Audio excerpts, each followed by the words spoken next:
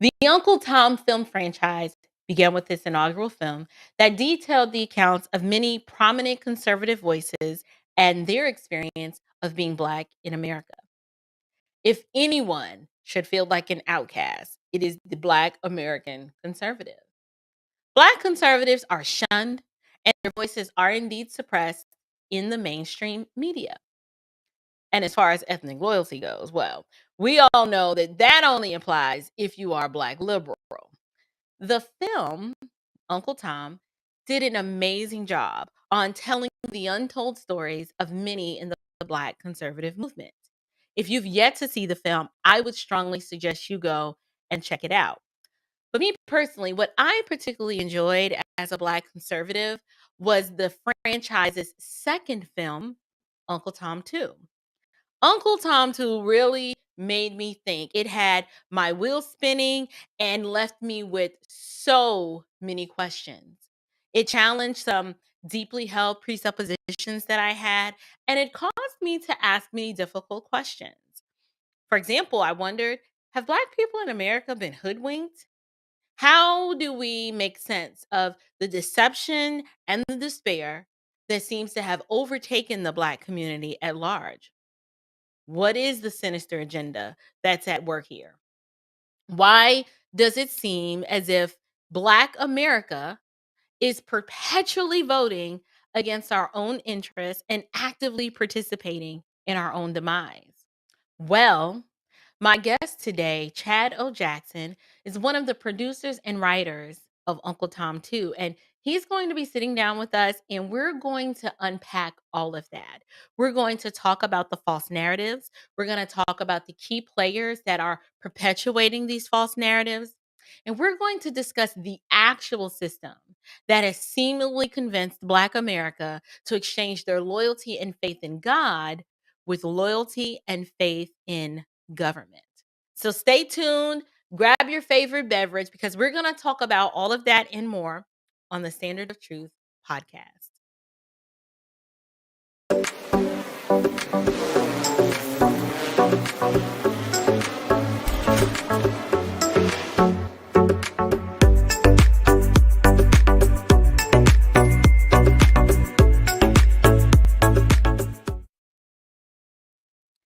Grace and peace, you guys. Welcome to the Standard of Truth podcast. I am your host, April Chapman.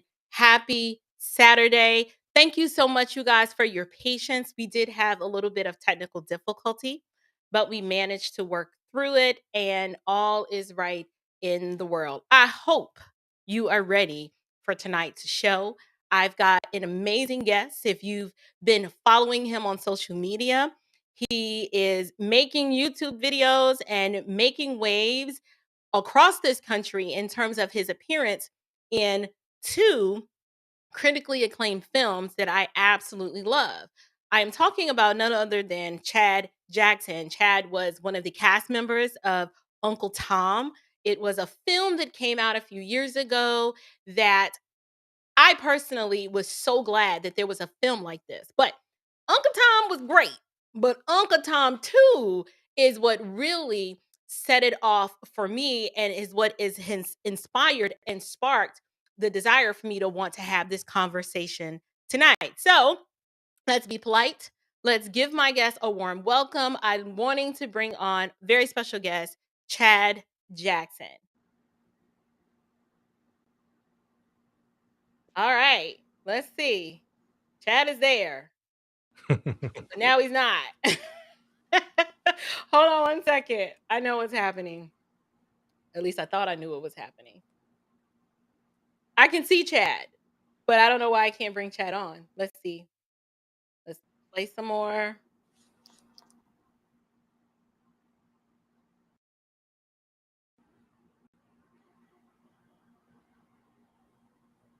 You guys, I have no idea what is happening. I literally can see him.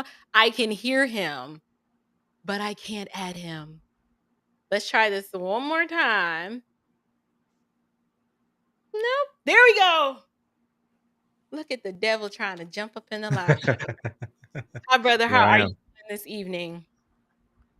Hey, Mrs. Chapman, how are you? I'm doing great. I'm a huge fan of your work, so thank you for having me on. I do apologize in advance for any technical difficulties on my end. I live in a pretty remote area, remote-ish, um, outside of Cedar Hill, so my internet connection is a little spotty. So do Oh, it's apologize you in know advance for what? that. It is okay. The Lord is gracious to us. He has allowed us to see another day. We will work through the technical difficulties. I'm excited to sit down with you. Many of you may or may not know, but Brother Chad is he is a husband, he is a father, then he's an entrepreneur, and he's also a writer and producer. And if you are unfamiliar with the Uncle Tom franchise, I believe I've linked you can now stream it on YouTube, and I believe I've linked it in the description box.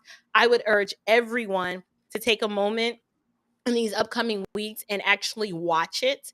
I'm not giving away any spoilers, but what I want to do is I want to discuss the premise of the second film, which did an amazing job of uncovering things that a lot of us did not know. There were things presented in that film that I just had to grapple with. And this is me speaking as a Black conservative. So, the first thing I want to do is I want to give you an opportunity to explain to us when you chose to participate in this film. Um, did you already believe that Black Americans in particular had been hoodwinked? How much exposure to the ideas presented in the film had you already known? And the ideas presented in part one or part two? In part two. Oh, okay. So the ideas presented in part two. So to go back to your first question first, in terms of when I decided to get involved in the film. Um, so whenever Justin Malone, who's the director of part one, or both of them really, so whenever he approached me in 2018, I was just minding my own business, running my company here in Texas, and at the time, that was what I was doing exclusively. I had a little falling out with the Dallas County Republican Party. Not anything ugly. It was on good terms. It was just a difference in opinion in terms of the way to be proactive and to reach people. At the time in 2018, the Republican Party um, was trying to reach people simply by way of door knocking, and there was no vision, there was no creativity. Mm, And I thought that we should be more focused on getting young folks involved in entrepreneurship, teaching them skilled trades, and basically trying to proselytize practical ways of becoming well-rounded citizens, well-rounded people. Um, it seemed that comparatively speaking, the Democrat Party, at least locally, was involved in doing like art shows and all kinds of events and things that were really creating buzz. And so um, I started my business, and anybody who owns a business knows that that requires a lot of your time. So I had to disengage with the local Republican Party, along with other things. And so I had been out of the Republican Party for a good year or so by the time Justin reached out to me.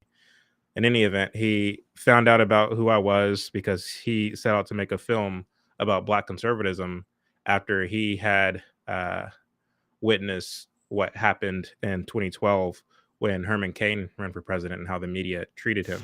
Uh, mm, and so he had Uncle Tom on his heart for a long time. And so when he set out to make the film, he started, of course, locally because he lived here in Dallas, Texas. And so he was trying to find local Black conservatives. Somehow or another, my name came up. His crew reached out to me, and I didn't know who these people were, what their agenda was, whether they were, just some white liberals trying to exploit Black conservatism. So I didn't answer the call, nor did I answer any of the voice messages for a good week or so. And so ultimately, I decided to respond and said, you know what? Yes, I'll sit down for your interview. What's the worst that can happen? And so Justin and writer Ansel, the director and producer, came to uh, my office, and they interviewed me. And it was a very real, raw, organic interview. The questions were real. The questions were hard hitting. They gave me time to really flesh out my thoughts and really articulate myself. And with that footage, they were able to go and meet with Larry Elder. Larry Elder watched the footage. He loved it. He agreed to become the executive producer for the film, and was able to put Justin in contact with other more well-known conservatives like Alan West, Candace Owens, Brandon Tatum, Jesse Lee Peterson, and others. And so that is how Uncle Tom 1 was made. I am a researcher by inclination.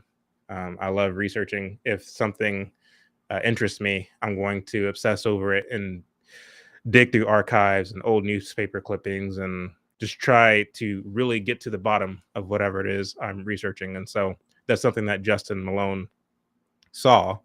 And whenever Larry Elder had the idea to make a part 2, because we were getting a lot of requests to make a follow-up film, particularly by mothers who homeschool their children, Mm. and just people who are fans of Larry Elder's. Please make a part 2. And so Larry pitched the idea to Justin. Justin set out to do the work, and of course, he asked me if I would be willing to come on board as a researcher for part 2. And so, again, I had my company. My company was doing quite well at the time, but I made the decision to downscale my company, and to go all in on researching for part 2. And my only thing is, if I were going to do this, I don't want to just make another run of the mill Black Mm. conservative film that talks about the same things that many Black conservatives already know about. Things like, there wasn't really a switch, and Black people are all conservative, or many Black people are conservative by nature. They just don't realize how conservative they are. Again, the talking points that we already know about. I wanted to go deeper. I wanted to challenge people's preconceived notions, and I wanted to really cause people to think about some of the presuppositions that they arrive to the conversation with, which are wrong, and in fact are the same presuppositions that people on the left side or the atheist side of the spectrum believe. Uh, and by virtue of us as conservatives, us as Christians, believing those presuppositions, we already start off on the wrong foot, and you can never get to the right place if you're starting off on the wrong foot. Mm. So I wanted to challenge some of these false mythologies that many of us agree, or believe, and that was my goal. That was my agenda with part 2. So to answer the latter part of your question with regard to did I know many of this stuff prior to approaching this film, the answer to that is yes, in part. I just wasn't aware of the depths that um, that are there with regard to this subject matter. Sorry for the long-windedness of that No, answer. no, you're Yeah. fine. Well, I'll say that you definitely accomplished your goal in terms of challenging the deeply held presuppositions, because I remember when the film first came out, I was speaking with my dear friend, dear woke Christian Jason Whitaker. I was like, Jason, Yeah. I was like, I have to watch this video. I was like, I gotta watch this again. I was like, once it's not enough. I was like, first of all, I'm a little messed up. Secondly, I said, I need to watch it again to make sure I saw what I saw and heard what I heard. So my first admonition to the audience is, one, go watch the film Uncle Tom 2, and then watch Uncle Tom 1. Then after you watch Uncle Tom 2, you need to go and watch Uncle Tom 2 again. And I'm not just saying that for I'm really saying that because it's a lot. It's very weighty, and you're going to have to watch it more than once to truly unpack so much of the information that was presented, because the first time you watch it, you're gonna be like, okay, wait a minute, is this what really happened? And it's going to start jogging your memory to say, you know what, I could see that, and that is happening. And then the second time you watch it, you're really, really, truly chewing, digesting, and unpacking what was presented. So my first question for you, Chad, is, obviously I know the answer, but I want you to explain, do you believe that Black America has been hoodwinked? A resounding yes. A resounding yes. My good friend Chuck Littleton um, said something that is so blatantly obvious and so blatantly true, which is Marxism is a story of the 20th century. And that's Mm, so true. Karl Marx, he published his book, uh, The Communist Manifesto, in the mid 1800s, so the middle of the 19th century. Uh, by the late 19th century, his work was being taught in many Western universities, uh, particularly Columbia University and Harvard, where W.E.B. Du Bois uh, attended, right. along with a lot of the progressive era intellectuals. Um, they were meeting in Greenwich Village apartments there in New York, discussing on ways in which to overthrow what they believed or perceived to be the aristocracy and to usher in this kind of new world order where it's not so much God or Christianity that is ruling the kind of moral undergird of society, but rather this kind of scientific way of looking at the world. That is to say, a more pragmatic way of looking at the world, a world where people shouldn't be ashamed to indulge in whatever vices. Um, and so this gave rise to a lot of the degeneracy that we saw in the 20th century and on and on and on until the 1960s. And so when it comes to your question of have Black people been hoodwinked, again, it's a resounding yes, because one of the things that a lot of people fail to understand about Marxism, which again is the story of the 20th century, is that a lot of its uh, peddlers are pretty well versed in not only the cognitive sciences, but also the social sciences. They've invested a great deal of time in understanding human behavior, how human beings act as a collective, and why it's important to collectivize people, why it's important to generate information uh, into society, to disseminate information into society that will cause people to be at each other's throats, to cause people to look at their conditions and say, the reason I'm suffering these conditions is because of someone else. And to the extent that you can belittle, not belittle, but demonize a certain group of people, you can then get control over those people who feel that they are oppressed. And so this is why we made it a point to demonstrate the fact that throughout the 20th century, there was tremendous strides uh, in Black America in terms of literacy, in terms of socioeconomic status, in terms of just family. In the 1950s, the average Black child was growing up with both a mother and a father in the home. Most families in the Black community were intact. Again, there was no distinguishable difference between white and Black in terms of a lot of the strides that were being made. Of course, the narrative that was painted, specifically in the civil rights movement, was that Black people aren't actually doing so great, and we're not doing so great because of white supremacy. One of the biggest perpetrators of this narrative was none other than Martin Luther King, particularly in his famous, uh, I would say infamous, um, "To America's" speech, where he painted this picture of white people being on this island or this land rather of plenty, and their bellies are fed and their appetites are met and all the things, whereas Black people, comparatively speaking, are living on a deserted island of scarcity and lack and depravity, so on and so forth. And so to the extent that Martin Luther King was able to make this or paint this narrative, it instilled, and this is a fact, but it instilled this spirit of bitterness in the minds of many Black folks Mm, and kind of turned the hearts of Black men sour toward America, toward white people, toward their neighbor.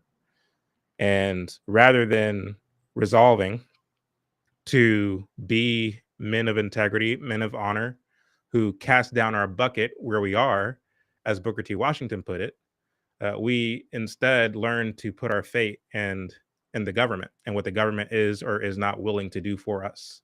And this is the mm, reason why you see this rapid decline between the 60s and today in terms of entrepreneurship, in terms of just morale, in terms of confidence, and all the things. Eh, Anytime something happens in this country that the media tells us is a racial incident, Mm. you better believe they're going to find a random black person to interview and get them to comment on the situation. And I challenge any of your audience who are watching right now, do your homework, watch these interviews. You can go on YouTube and just watch these news interviews, and what you'll find these black men saying is, well, as a black man, or not, they don't even say that, they say as an African American, and then they Mm. proceed to tell you their opinion. And so they're qualifying absurdity by the fact that I'm an African American. And so again, this part and parcel of the fact that we've been hoodwinked is that we now believe that there's this kind of cosmic set of standards in terms of what you must believe if you are a quote unquote African American. And I know that's a lot to unpack, but um, that's my long winded way of answering your question. Yes, we have been hoodwinked. I understand completely. So I don't want to make assumptions, and I'm big on definitions. I don't want to assume that everyone watching live or on the replay even knows if we need a working definition for Marxism. And I Mhm. also don't want to assume that everybody knows what communism is. So if you don't mind, can you just give us a nice succinct definition just so that we have a baseline standard of what are we talking about here? What is Hmm. Marxism and what is communism? Um, so as far as like That's trying a to lot. fit it into an elevator speech, I guess talking or speaking of it on a elementary or first grade level, communism is a belief of from each according to their ability to each according to their need. That's the sales pitch, at least. It's this notion that um, in this kind of egalitarian system, regardless of how much work you put in, everybody's entitled to an equitable outcome. And so if you are lazy and you're not putting in as much work, it's not your fault you're lazy. It's somebody else's fault. It's society's fault. And so you are entitled to the same in the way of rations as the guy who is strong and is putting in the work and is working circles around everybody else. Everybody's entitled to an equitable outcome.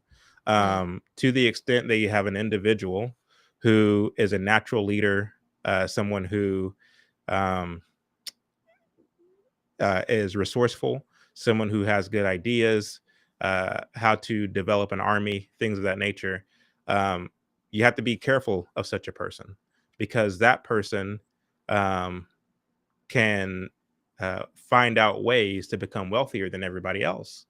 And to the communist, it's not fair that a person should have more money than another person.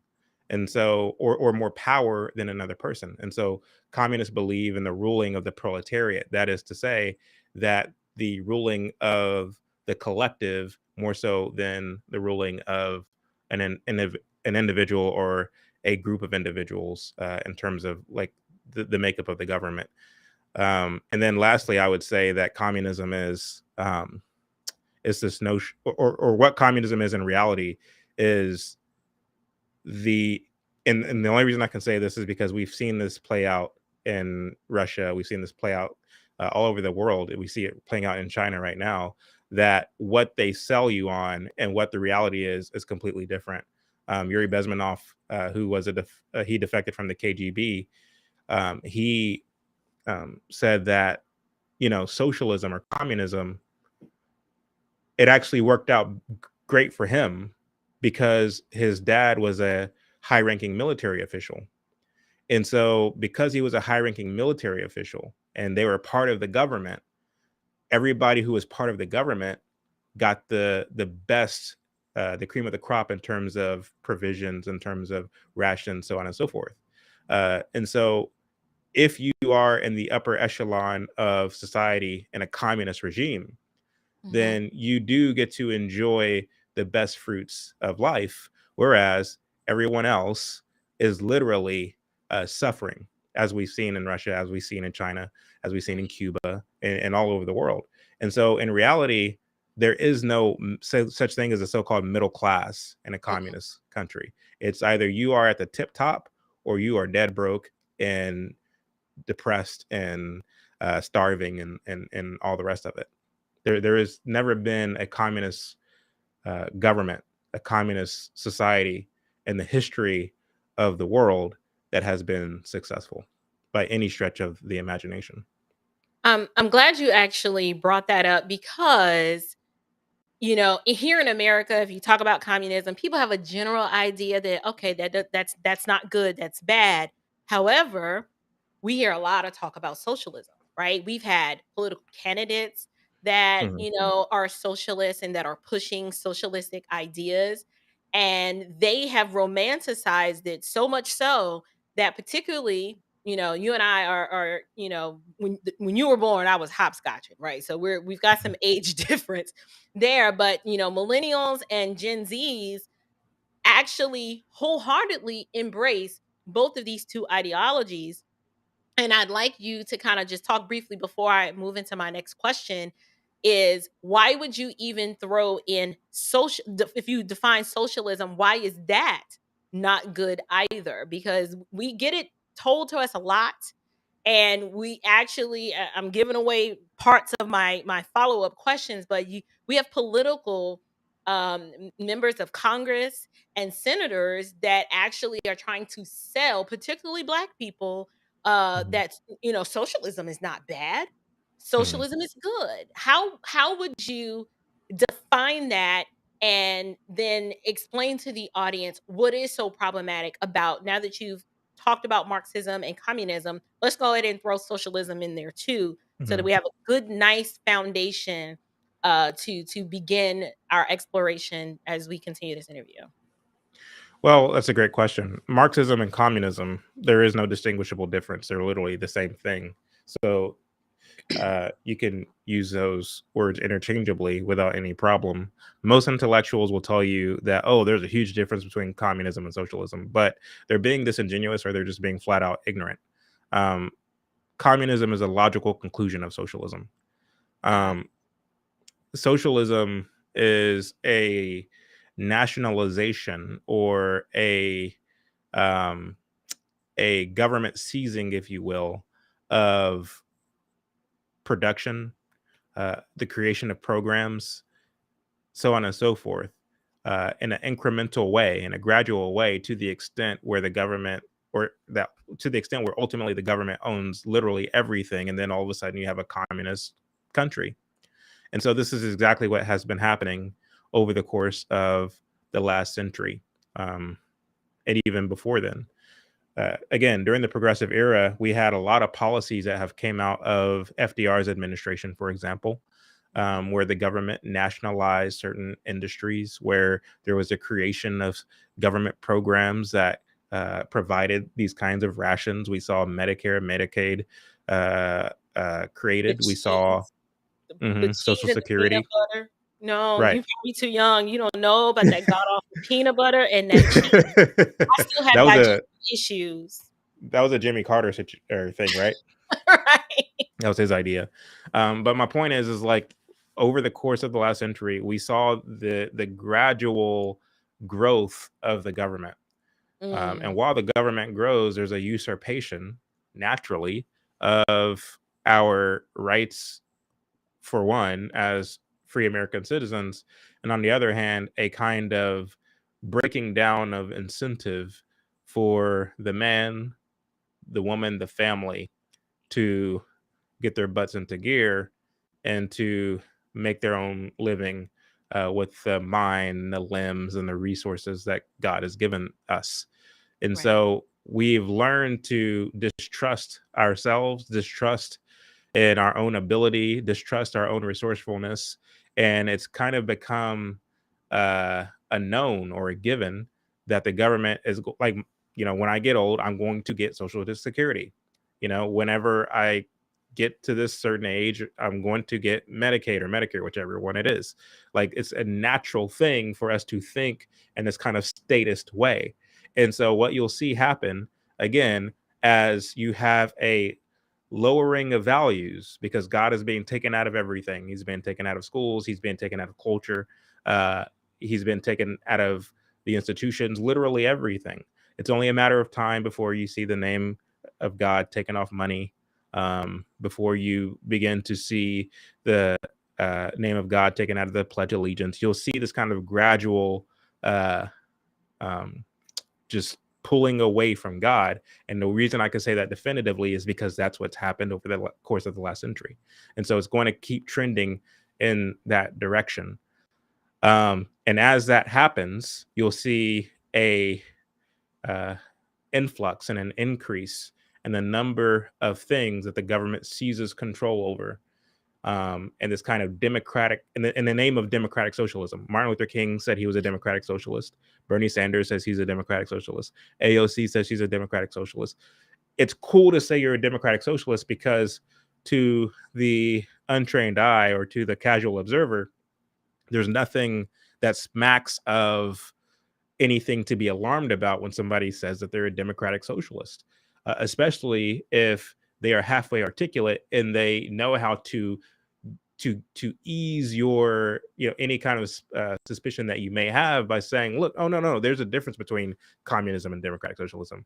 All the while, again, socialism or communism rather is a natural conclusion of socialism, but it's doing so in a gradual way, because what you have to understand is that if Biden were to come out tomorrow and say, you know what, everyone, I'm a communist and I am going to be ushering in a whole slew of executive orders in order to erect a truly communist country. And I'm going to be calling on Congress to um, to issue some kind of convention of states wherein we torch the Constitution as we know it and we bring in a communist constitution.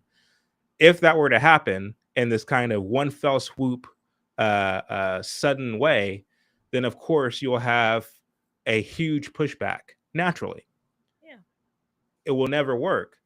And so what they've done is they've resolved to, again, gradually ring in or usher in their agenda. And the reason why it's so sinister and the reason why it's so genius, in my opinion, is because not everyone is in tune to what's going on. Even a lot of people who are participating in the ruse and the agenda, a lot of people who are participating in it don't really understand fully what's going on or how they're participating in it. But we are very much on this kind of downward decline toward communism, and the vehicle that we're in on our way there is, of course, democratic socialism. Mm. Well, it's interesting that you bring that up because that's why shows like this are important. The Lord uniquely equipped me with like this fearlessness where I just don't care. Like I will say, like you literally would have to handcuff me and throw me up under the jail to keep me silent. So I am hoping that as we continue this conversation, that we will be educating people and inspiring them to learn more, not to just to take our word for it, but to actually look into these things so that they can see with as much clarity as that the Lord will allow for them to see exactly what you're saying and what's at work. So, with that, Mhm. it sounds like you're saying Marxism and socialism are these two systems that have, and I don't want to isolate other Americans, because I was gonna say Black people, but it's actually impacting all of America into convincing us that we can actually achieve what only God promises, Mhm. but without God. So I want to read you this quote. What communism offers, what humanism offers, is a stolen version of Christianity that tries to erase God, but still satisfy that desire in the human heart to see all things made right. I actually borrowed that quote from the film from Vodi Bakum. And the reason why I read that quote is because I believe it succinctly captures two things. One, how Black Americans we've traded in our loyalty to God and a once deeply held faith in God for a new religion, right? Mhm. We're Mhm. worshiping and we are literally bowing the knee to the government. And I know that's Mm, harsh, and a lot of my listeners are like, I don't worship the government. I believe that we can make a strong case for how many of us do it without even realizing it. We actually saw that, during the pandemic. We mm, saw it, yeah. many of our churches bowing the knee, completely abandoning their Christian worldviews and kind of just doing whatever the government said. So we did see it, and you actively participated in it as well. You just don't realize it. But this is why I've heard you say it. I've heard Jason Whitlock say it. And, I'm going to continue to parrot to say this is why conservatism is simply, it is not enough. So, what I'd Right. like to do now is talk to us about some ways that you see Americans, particularly Black Americans, worshiping or bowing down to the government without even realizing and recognizing that they are actually helping usher in and perpetuate this breakdown of the moral fabric in our society. It's a great question. Once again, we learn in Isaiah um, where God says, do not call conspiracy what these people call conspiracy. Do not believe or fear what they fear, but trust God. Mm, Um, so you see this communication from God to his people. Don't be concerned about what everybody else is doing, what everybody else is thinking, the things that people are trying to alarm you about, but trust God. We also see it in the New Testament where it says, do not be deceived by hollow and deceptive philosophies, but to trust God. Um, and so, what happens when a people believes and fall for hollow and deceptive philosophies? You know, their fate obviously is that of damnation, because we know that there's a way that seems right to a man, but its end is death. And so, what we see happening now among Black Americans is nothing different than what we saw with the Tower of Babel. Here you mm, had people collectivizing themselves under what? A false promise that we can ourselves become gods.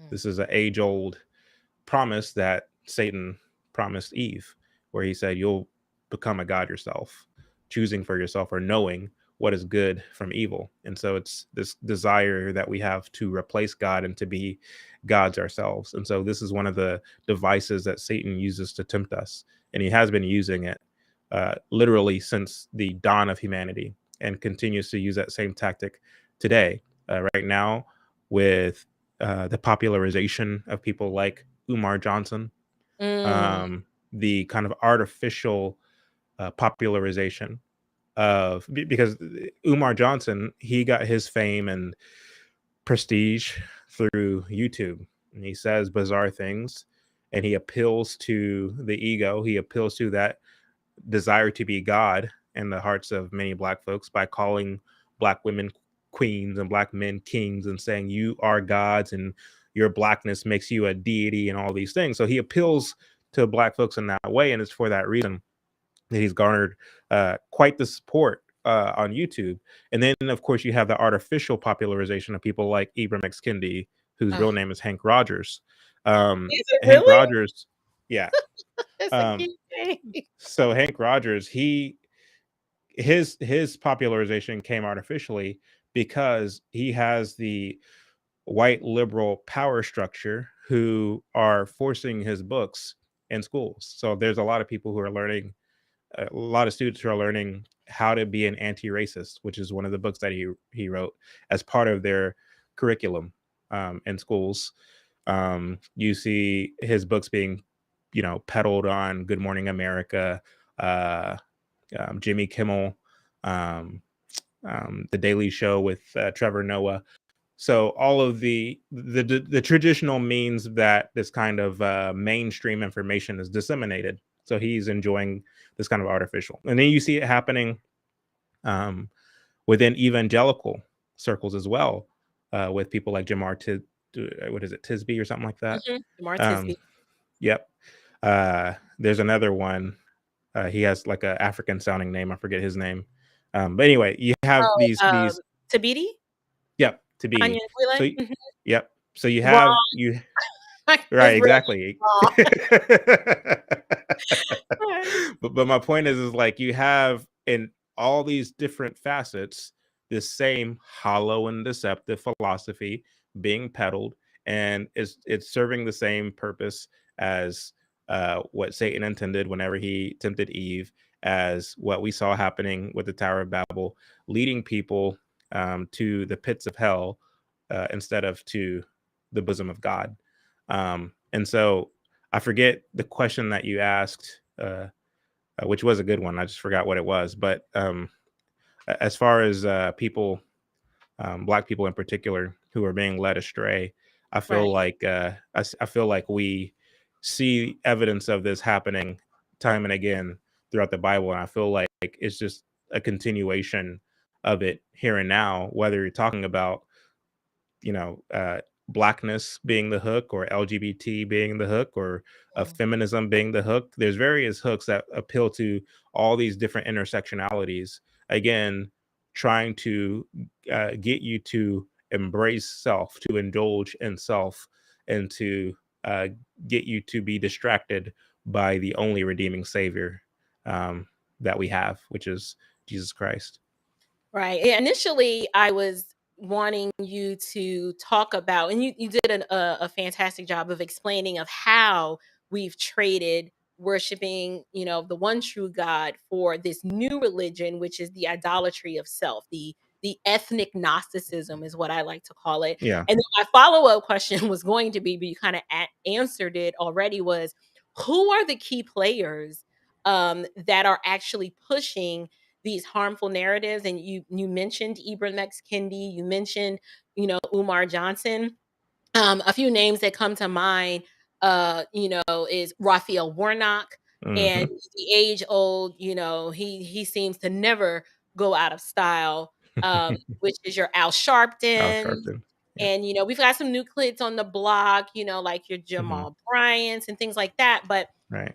now that we've kind of identified some of them, there's one in particular that I want you to discuss. And the question I just want to flat out ask you, and this is based on your observation and your opinion: do you believe Senator Raphael Warnock is a communist? Yes. Okay. On what Yes. basis are you making that assertion? Like what would you say, like what ideas is he pushing that has led you to that conclusion? Well, prior to him becoming senator, and the reason I know this is because I have personally done this, is I've combed through his sermons dating as far back as 2002. Oh And wow. one of the things that he often does is he finds a way to demonize and taboo the C word, capitalism, over and Yes. over and over and over again. And you might notice too, Eric Mason does the same thing. Now, would I go so far as to say Eric Mason is a communist? Probably not. But the thing is, you're certainly using communist talking points. One of the websites that I think people in your audience who want to get into researching, or if you are a researcher, is Marxists.org.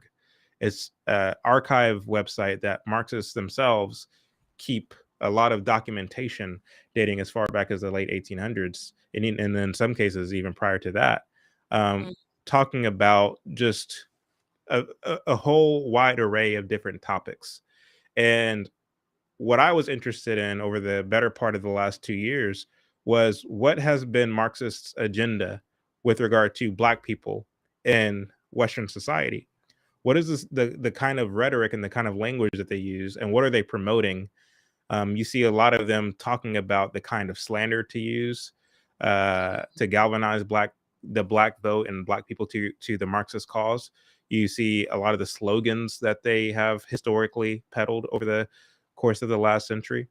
mhm. And again, if you look at a lot of these tactics that have originated with communists, known communists, there's no distinguishable difference between what they're saying and what people like Raphael Warnock and Eric Mason and others are saying.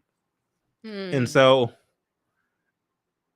to be fair, I have no proof that Raphael Warnock belongs to the Communist Party. The Communist Party is not this thing like the Republican Party or the Democrat Party, where you are a flag waving partisan for the Communist Party and you're just kind of wearing it, loud and proud for all to see. Like you see people with elephant bumper stickers and so on. Like that's not what communists do. Um, they move a lot more clandestinely because what people have to understand is that historically speaking, there has been many what you call red scares. And communists, by their own admission, and Eric Mann, who is the father of Black Lives Matter, Mm, said that what we do and what we have historically done as communists is we are not afraid to undergo trial and error. He said we will come up with a plan, we will devise a plan, we will put that plan into practice, and we will observe how that plan played out. So we'll come back, we'll debrief, we'll figure out what worked, what didn't work, and then we'll try again with the lessons that we've learned. And we've done this for over 100 years. These are the words that Eric Mann said. And so, why am I saying that? Well, if you look at people like, for example, one of Martin Luther King's right hand man, Bayard Rustin, or James mm, Baldwin, the famous gay poet. Um, One of the things that these two individuals admit is that, James Baldwin in particular is, as a young man, I belong to the Communist Party. And if you're a communist, you're not supposed to say that you're a communist. mm. In fact, he said this, you can look this up right now, in an interview with Nikki Giovanni in 1973, I think it was. It's like an hour or 2 hour long interview where he says, I belong to the Communist Party. I was a writer for the Communist Party, but you're not supposed to say that you're a communist. And so what they do is they move clandestinely. They fly under the radar for two reasons. One is whenever the excrements hit the fan, you don't want to be attached to the Communist Party. You want Ah, to try to have as much separation as possible. So that's number one.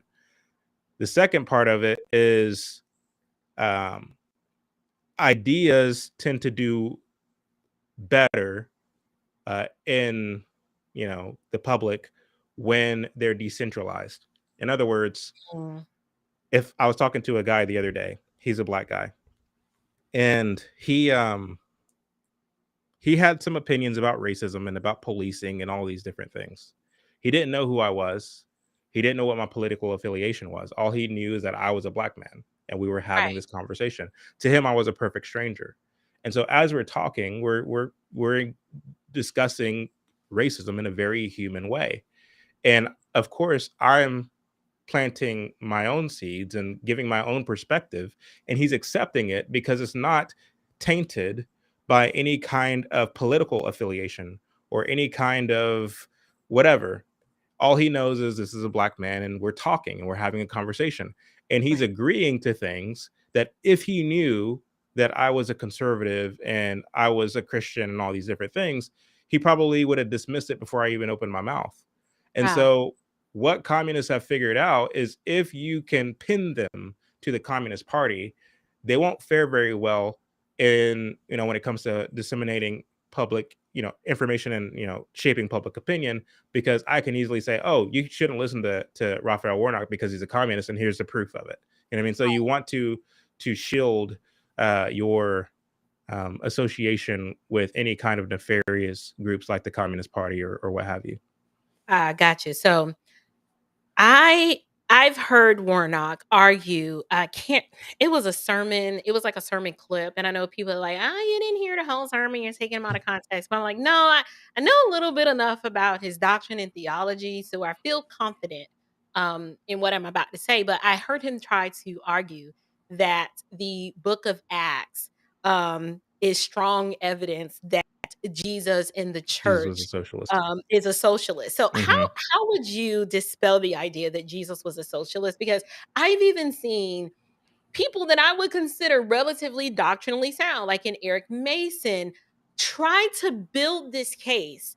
And that is so problematic for me because I'm like, that doesn't really comport and it's not congruent with what we see. throughout the rest of the testimony of Scripture.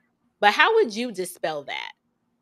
Well, I mean, what Warnock and Mason are doing is they're peddling again this information that is part and parcel of liberation theology. They might not call it. I know for a fact that Warnock would call it liberation theology. I don't know so much that Mason would call what he's doing liberation theology.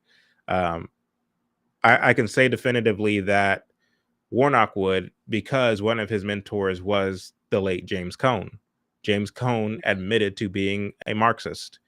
In fact, he wrote a book called My Soul Looks Back, where he's talking about how Marxism and Christianity go hand in hand, and how he tried to justify, Marx saying that religion is the opiate of the people, and the way that he justified it or attempted to justify it was to say that he was talking about the failures and shortcomings of the Catholic Church, rather than the potential of the church.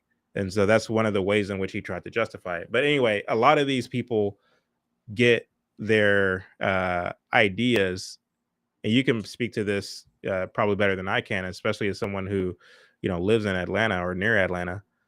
So you probably have a little bit more familiarity with Warnock than do I.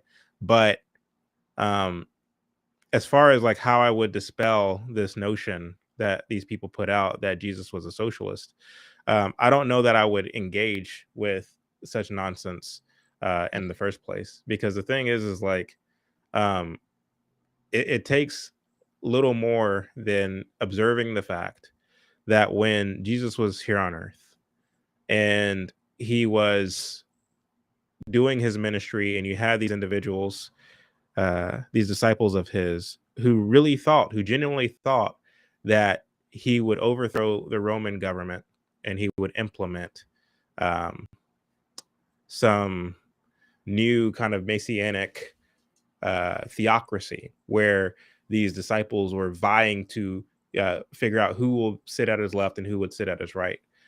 What Jesus would often say is that, my kingdom is not of this world. And so, what Warnock and others are trying to do is they're trying to use Christianity, they're trying to use the Bible to justify the building of a worldly kingdom that Mm, is a Marxist kingdom, that is a communist kingdom. And so there's disharmony in what they're saying and what the scriptures say on its face. And so that's just number one. And of course, you can go on and on and on and on in terms of dispelling that nonsense, getting into theology and such. But for me, it's like, um, just being wary of people who are pushing hollow and deceptive philosophies, and by saying that Jesus is a socialist and trying to attach him to any political party uh, at all in the first place, you're being blasphemous, and you need to repent if that's the thing that you're doing. So, right. I honestly believe that it comes from biblical ignorance. Like, if you can mhm, actually sit in his church or a church like his and hear that spouted from the pulpit and give no regard or thought to say, well, let me flesh this out, because I think it's a lack of critical thinking.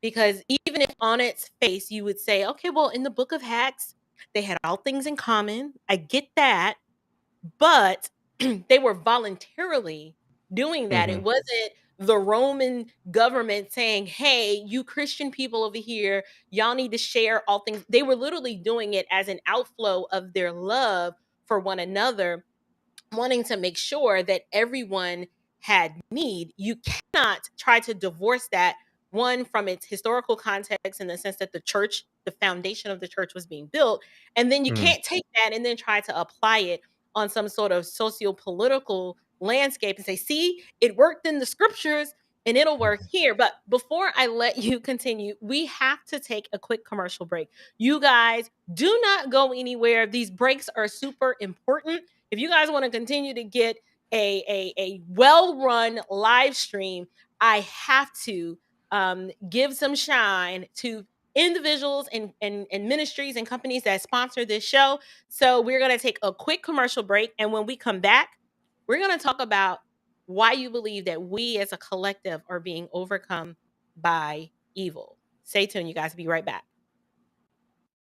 is sovereign over everything. He is sovereign over the entire universe. He is sovereign over nature. He literally has created everything that exists out of nothing. It is the doctrine of sovereign election that empowers and ignites missions, and it is the doctrine of sovereign election that guarantees the success of missions around the world. We will not build the church according to the changing whims of an ungodly culture. We will change that ungodly culture by the power of the immutable gospel. All I have is God wrapped himself in flesh, died on a cross, nailed my sin thereto, was placed in the grave, rose again on the third day, ascended to the right hand of the Father, and is there making intercession for me until such time as my salvation is completed and he takes me home. The more they see, the more they will love him. Stop giving them all this silly fodder and life principles and lay before them. Live your life in solitude, crying out to God. Live your life on your knees. Live your life with your Bibles torn asunder. Live your life for the people of God to be able to present to them the beauty of what he is, the glory of his cross. There is no such thing as Mother Nature. God rules and reigns over everything. There's not a leaf that falls from a tree that God did not call it to fall at that very moment. God is in control of every single thing, meticulously ruling over the entire universe. Join us for the 2023 G3 National Conference on the Sovereignty of God.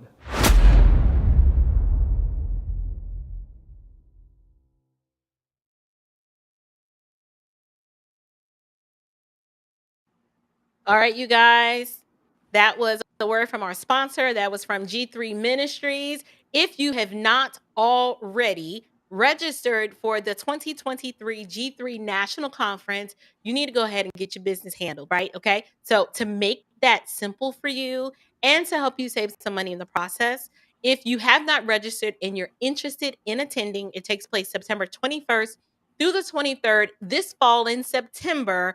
I'm including a discount code for you so you can save 30%. Now, rates did go up February 1st, but there is still room and there is still time for you to register. Just go to g3men.org, go to the events tab.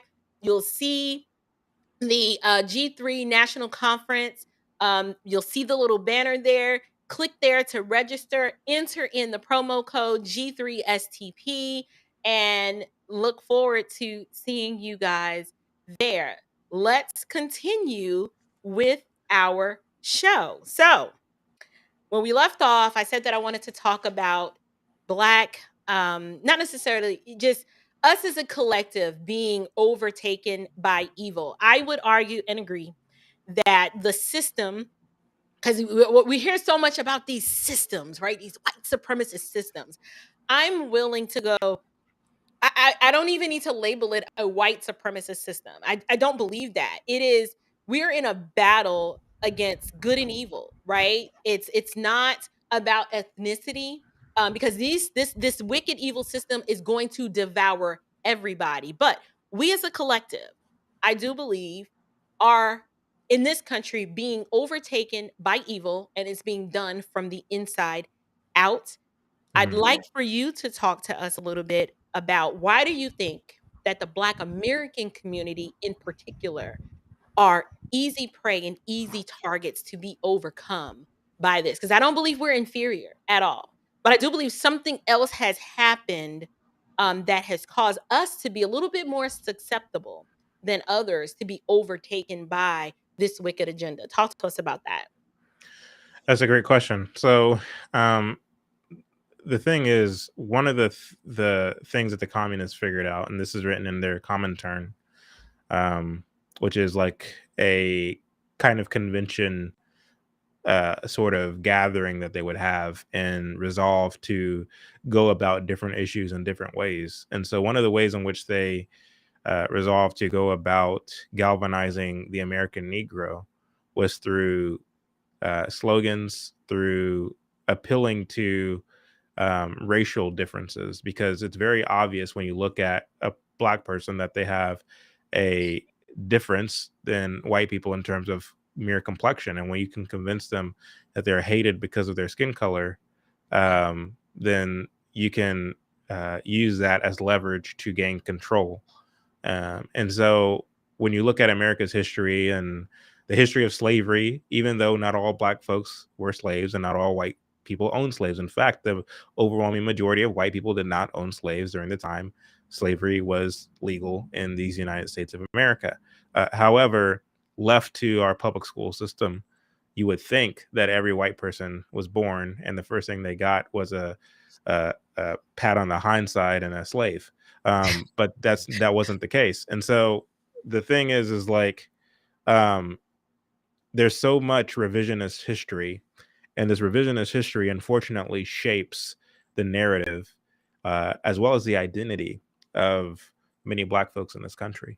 I know for me, growing up, I had uncles who themselves were pro-black. One uncle in particular, you go into his house, he had a huge picture of Malcolm X on the wall.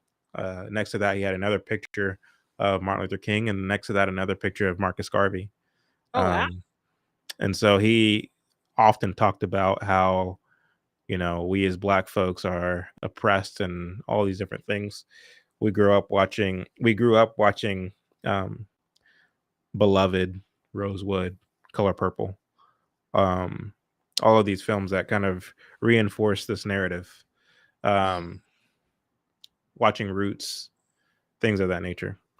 So Now, sorry, well, I go was ahead. going to ask, do you believe that? Because I was always under the impression that, oh, these movies are just, they're made so that we can learn our history and we can kind of get a glimpse into what things were like. And the older I become, I find out that I'm like, wait a minute, a lot of these movies are built on falsehoods. Like they're ahistorical, they're not Yeah. accurate in the least Right. bit, and they do shape our worldviews. I know definitely The Color Purple shaped my view as it related to relationships between men and women, right? Mhm. Men are like missing out. I'm like, oh, I'm poor still. Roots really had me thinking, it was just come to find out that a lot of that storyline was just made up. And Yeah, it was that's concocted. still today. I didn't mean to cut you off. I know you were trying to finish a thought. Go ahead. No, you're absolutely right, and I'm glad you did. But again, watching Good Times, Mm, it wasn't a live show by the time I was born. It was already, anticipation. canceled. But I remember watching Good Times, and again, these films and television shows reinforced a narrative that we are, as Black Americans, oppressed by the mere fact of our skin color. And so you grow up already kind of being tugged along in this current. And so for you to go against the current or to veer off course, that must mean something's wrong with you, or you're in denial, or you're a self-loather, or you're an Uncle Tom, or what have you, because Right. you are challenging a lot of the things that have already been established before I was born in terms of pushing this narrative. And so what I was able to do again is trace the narrative back to Soviet Union Communist Party, where again they devised these plans to peddle and disseminate these slogans, to peddle and disseminate this feeling of anger and hostility in the minds of Black folks. Again, as we demonstrate in Uncle Tom 2, um, communists had a very tough time pitching such a message to Black folks for the first half of the 20th century. And the Mm, reason they had a hard time is because Blacks, especially in the South, were church going Christians.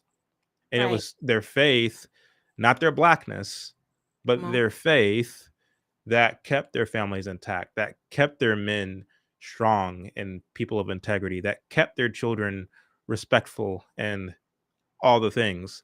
And not only that, but there was a lot of racial harmony between black and white in the South. Another thing that the historians don't talk about, either because they don't know or because they're trying to peddle this narrative that keeps people divided. There's a speech that Manning Johnson gave in the late 1950s. You can find it. It's called Manning Johnson's Farewell Address. And in it, he talks about the communist plan and how they reopened wounds that have long since healed between black and white in the South. They needed this racial tension. I found evidence also of communists burning down black churches, burning down black businesses, and framing white Southerners, framing the Ku Klux Klan to, again, keep this hostility alive. And not only that, communists themselves were at times active in the KKK and provoking the KKK because they wanted to create tension between black and white in the South. They had a very tough time doing it. In many cases, they were found out, not all. But one of the premier groups that was pushing this kind of hateful message of animosity to blacks in America prior to the 1960s was the NAACP. Now, the NAACP was a northern organization out of New York. And there was a disconnect between New York Negroes and Southern Negroes. And the Northern Negroes, the NAACP had a hard time, pitching the NAACP to the South because their premises were completely different. James Weldon Johnson, W.E.B. Du Bois, I forget the other one. The other, no, yeah, that was A. Philip Randolph, A. Philip Randolph as well. But there was another one. His last name was White. He was one of the leaders of the NAACP as well. They were all atheists. They all did not believe in God. They were all intellectuals as well. They considered themselves a part of the talented 10th. In other words, they believe themselves to be the small few who's going to save the masses of black people. So they consider themselves to be a kind of God to the black race. And they believe that they're going to save the black race through intellectualism, not through this kind of religious quackery. And they look down in a kind of snobbish way at Southern ministers. And they especially look down on Booker T. Washington. Right. Who's And my again, hero. Like that. Yeah, That he mine is too. that dude. Absolutely Mine love. too. Yeah, Right. absolutely. So for that reason, there was this large disconnect between the NAACP and the South. Now, one of the things that they were able to figure out is that if we are going to be effective in the South, we need to do so with someone who is from the South. In comes Martin Luther King. Now, Martin Luther King was born and raised in Atlanta, Georgia. His father was Martin Luther King Sr., Michael King Sr., who was the lead pastor at Ebenezer Baptist Church. So Martin Luther King, young Martin Luther King Jr., grew up with a front row seat to the oratory skills of his father. He learned about the ebbs and flows of the black church, and he learned how to be effective in terms of speaking and communicating within the black church. If you look at his papers, his own papers about his own life, he wrote that by age 12, he had already rejected the deity of Christ and the resurrection of Christ. So he didn't believe in Christ. He thought very much about his own intellectualism and about his own brilliance. And he always believed himself to be the smartest person in the room. He graduated high school at age 15 and went off to Morehouse. And he then went to Crozer Theological Seminary and other colleges. And he was a part of like a Marxist organization where he was trained. He believed in Marxism. He read the Communist Manifesto while in college. And so by the time he took his first preaching job in Alabama, he had already believed, again, in Marxism, at least from an economic perspective. And he disbelieved in the deity of Christ and the resurrection of Christ. So this is the young Martin Luther King that we're talking about. In fact, whenever he transitioned from, I think it was Crozer to Boston, uh, in the recommendation letter from one of his professors at, I think it was Crozer, and I wrote about this on my website, and I think I even cited it on my website. But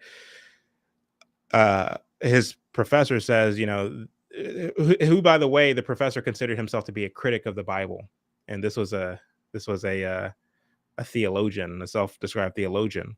Mhm. And he also was he believed in the social gospel, and he believed in Marxism. But he said of Martin Luther King that this is precisely the Negro who can take our message into the South, and he can do the thing that other black pastors have been unable to do, right? And so what is it that he's talking about? So by the time he goes to Alabama, one of the very first things that he do is he gets involved with the Montgomery bus boycott. That was Mhm. successful. Right.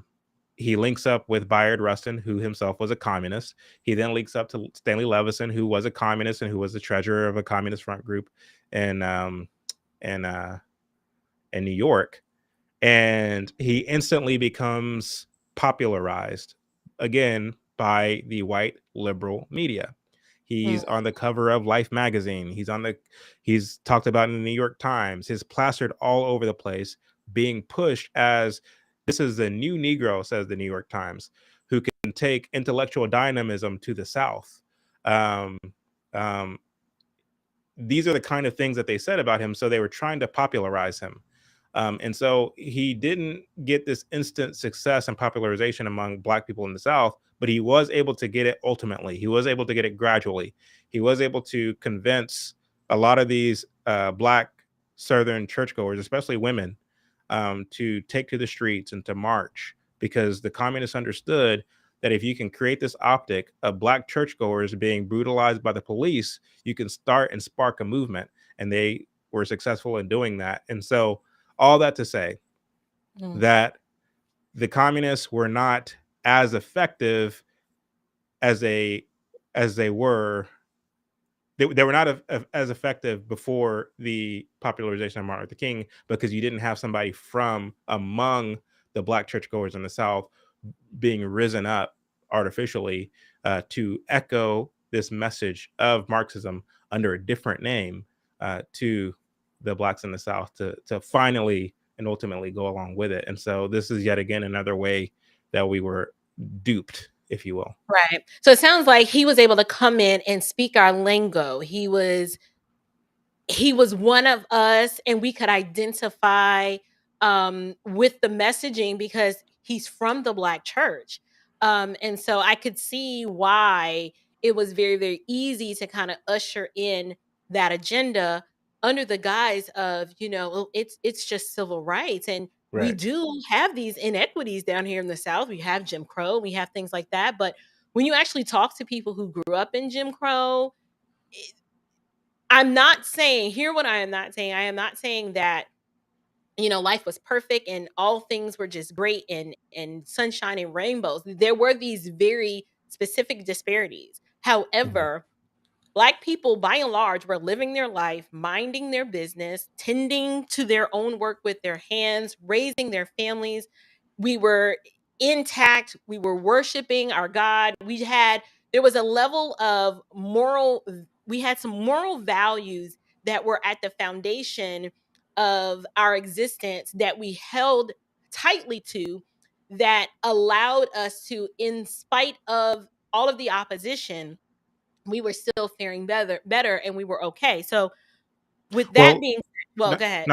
not to cut you off, but I have to Yeah. add, because what you're saying is absolutely true, but I have Okay. to add this nugget to it as well.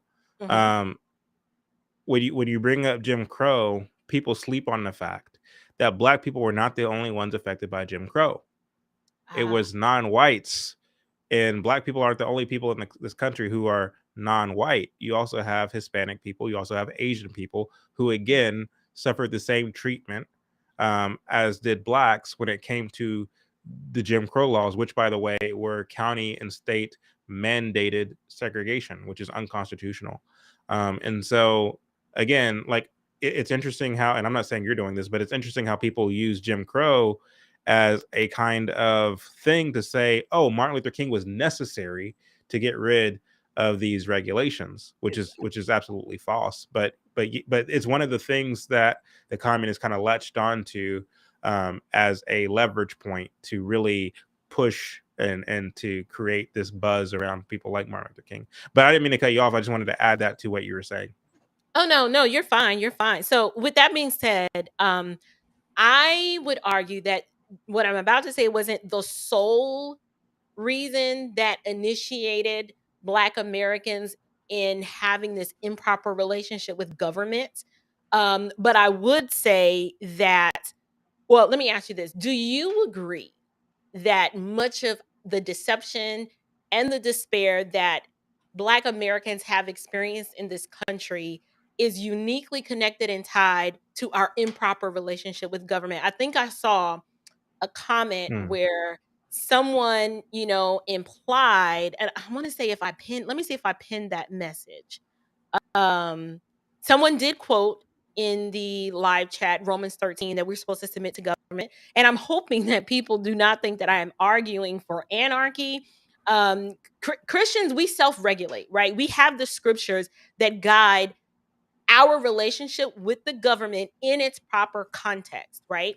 The issue that I am arguing against is when we have an improper relationship with government to where government takes the place of the self-regulation and the boundaries that scripture already provides us. For example, Hmm.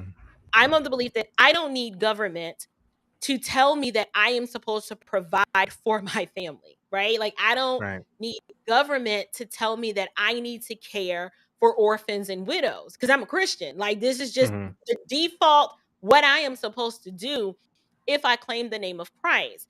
I am not saying that there is not a place for some entitlement. What I am arguing is that in the Black community, we have an unhealthy and imbalanced relationship with the government, so much so that when you actually talk about the idea of us modifying our relationship with government and just say government is needed and it's important, but big government is the problem, people freak out as if they don't believe that they can function well and survive without the government. So I know it Right. was a long, the question is, would you agree that much of the issues and the despair and the destruction that has taken place in our community comes from an unhealthy relationship with the government? Yes, 100%. Um, I too acknowledge a theocratic order.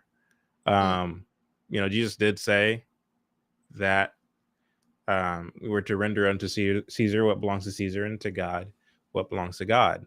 And so, to the extent that what the government requires of me contradicts what God requires of me, naturally, God's word is supposed to supersede that of this corrupt human government in which we have. However, um, we're still under the rule of human government. But again, we're not to worship government, nor are we to be statists, because statism mm, is, again, it's part and parcel with what we see happening in the Tower of Babel. What people need to understand is that when it comes to leftism, when it comes to Democrats, and I'm not saying that Republicans are better, I'm not a Republican, but when it comes to Democrats and leftists, those who truly believe, because there's a lot of Christians who don't, like, they're not very politically involved, and they might just vote Democrat because that's traditionally how they voted. Um, right. I would encourage such people uh, to Stop. Like, don't do that. don't do that, I'm right? not But ashamed yeah, to just say leave it it. there. Just we're at the But my point point is, now that I'm like, this is sin issues when you're mhm, casting your vote for things that you know is wicked and that the Lord hates. Like, you're mhm, complicit at this point. But I'll make a right. case for that in another video. But But I when don't it mind comes to saying like it. hardline leftists and hardline Democrats, particularly who are atheists, Right. what we have to understand as Christians is that when we die, if Mm, Christ does not return first, we will have our day in paradise with our God, those of us who are born again. And so that's the paradise that we long for. Right. That's what we strive for. That's true utopia. Hardline leftists and atheists do not believe in such a utopia. They believe in annihilation. They believe that we cease to exist when we die. And so the only felicity, the only jubilee that one can have is here on earth. And because there's so much calamity on earth, because there's so much famine, because there's wars, because there's so much unfairness and all the rest of it, they make it their business to make a heaven on earth, to build their own Tower of Babel. This is why they are so partial to globalism.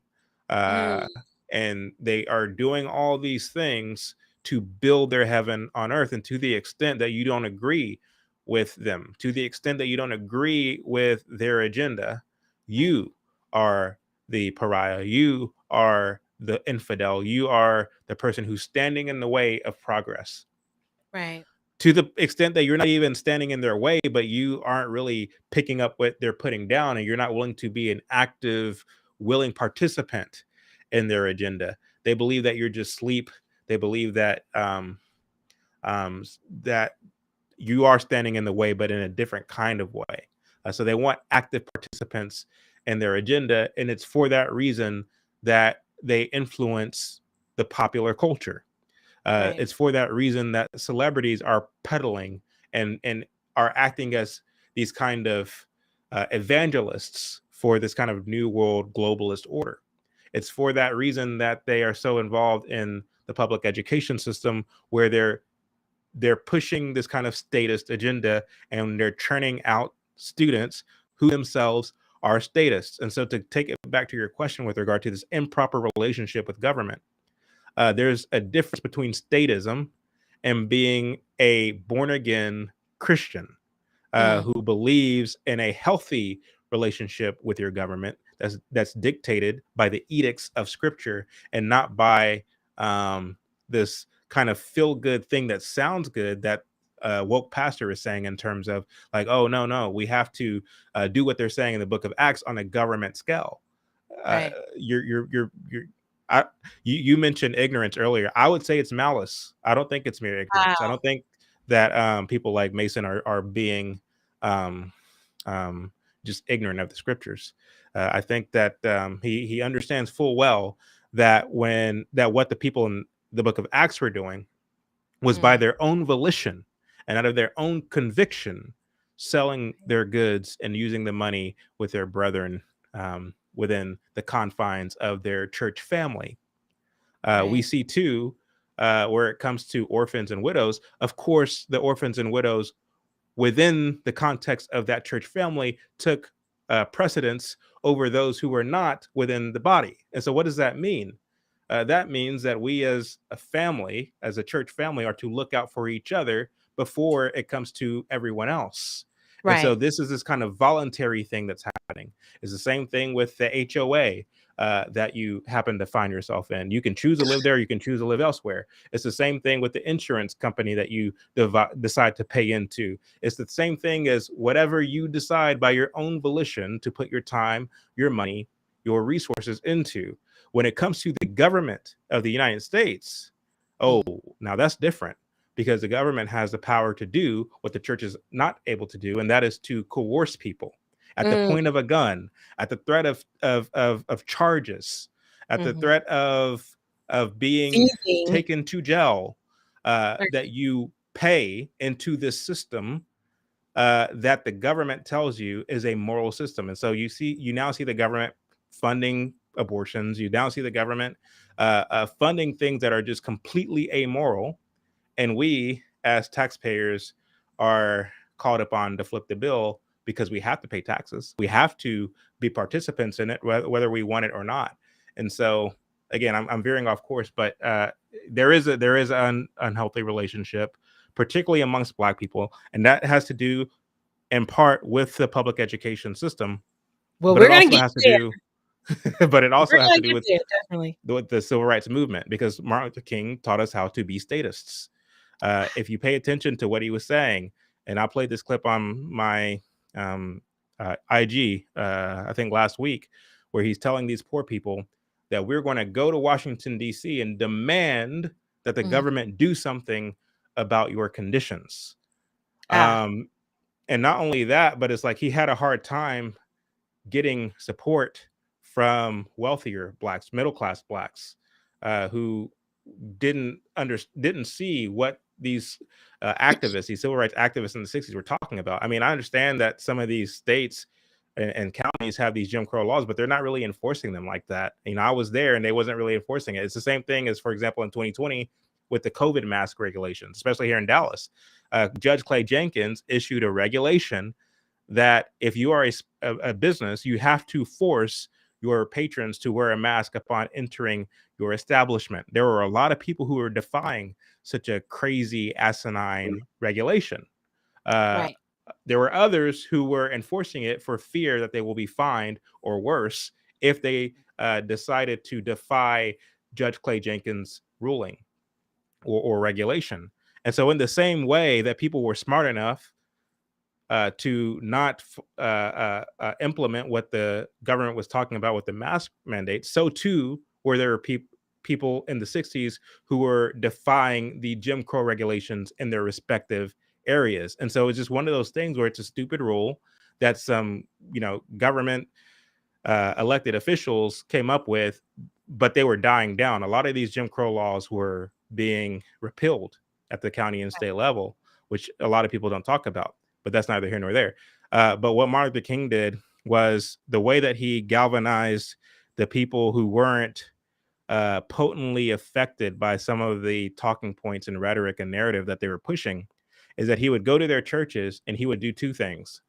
On the one hand, he would convict them or indict them for not doing as much to help with the cause, to help with the civil rights cause. And then by the end of the sermon, he's flattering them and saying, because you have means, because you are doctors and lawyers and you have these connections and resources, you have the ability to, in a sense, be a kind of savior to these down and out Negroes in the South who need you. So he positioned the more wealthier and well-to-do blacks as a kind of savior. So he's appealing to ego at this point.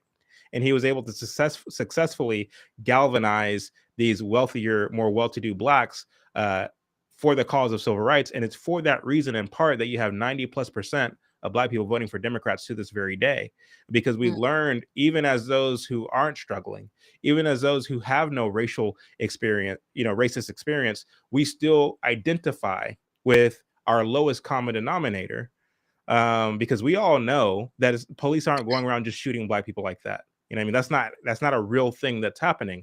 However, one of the things that nobody wants to talk about, because it's not politically correct to do so, is that to the extent that you're going around robbing people, that you're not complying, that you're dressing a certain kind of way, you're carrying yourself like a thug, you of course are going to draw attention to yourself, not on the basis of your being Black, but the basis of the way that you're carrying yourself.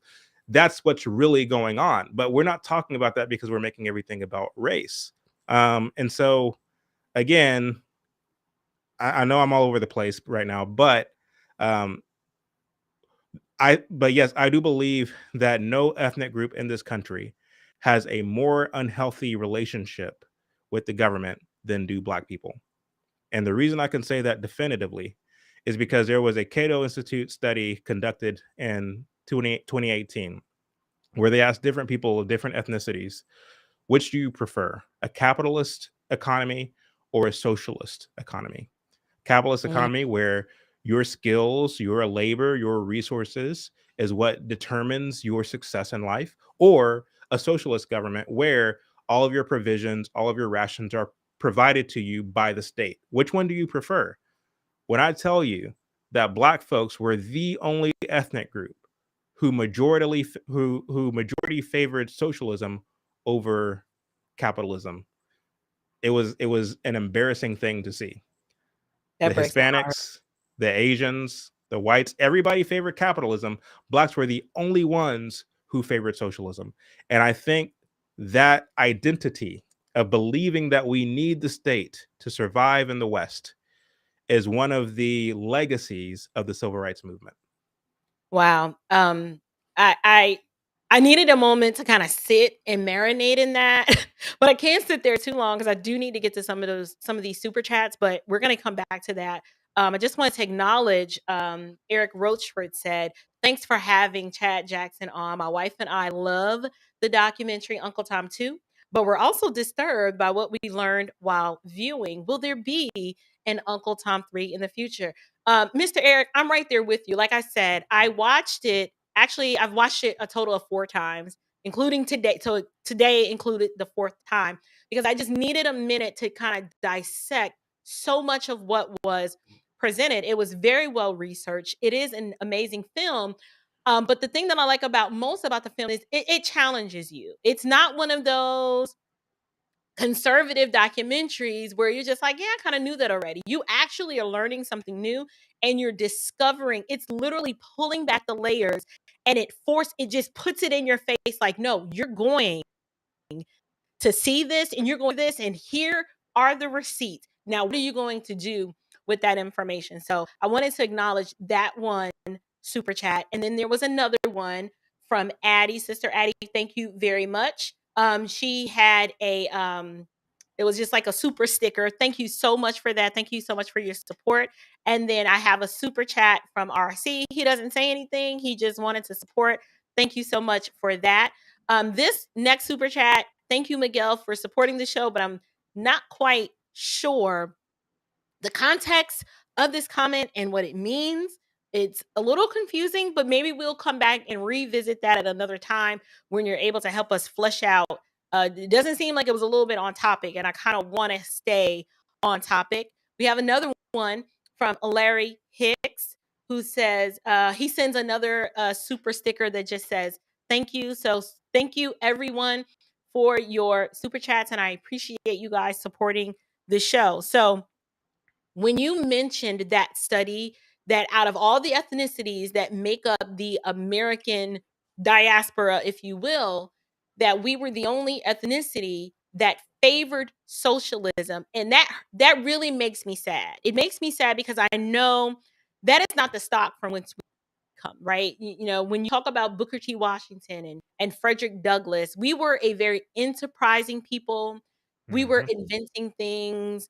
We managed without government intervention Right. and handouts and entitlements to tap into our God-given talents and ingenuity to build things and create things and just add meaning and value to this country. I Mhm. it makes me proud to say that so much of what we enjoy today and what we see around today is because we as a people contributed to making this country the great nation that it is today.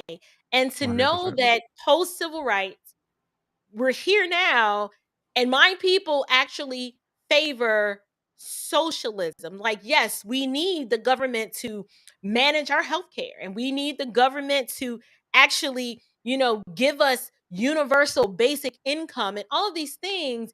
That's just not, it's not who we are. And I don't understand how we reconcile being such people of faith with Judeo-Christian values and having, well, I would argue now that we've veered further and further away from a biblical worldview, but something happened to sell us on this idea and it was done on purpose. And if those are the results of a 2018 survey, that means it's working.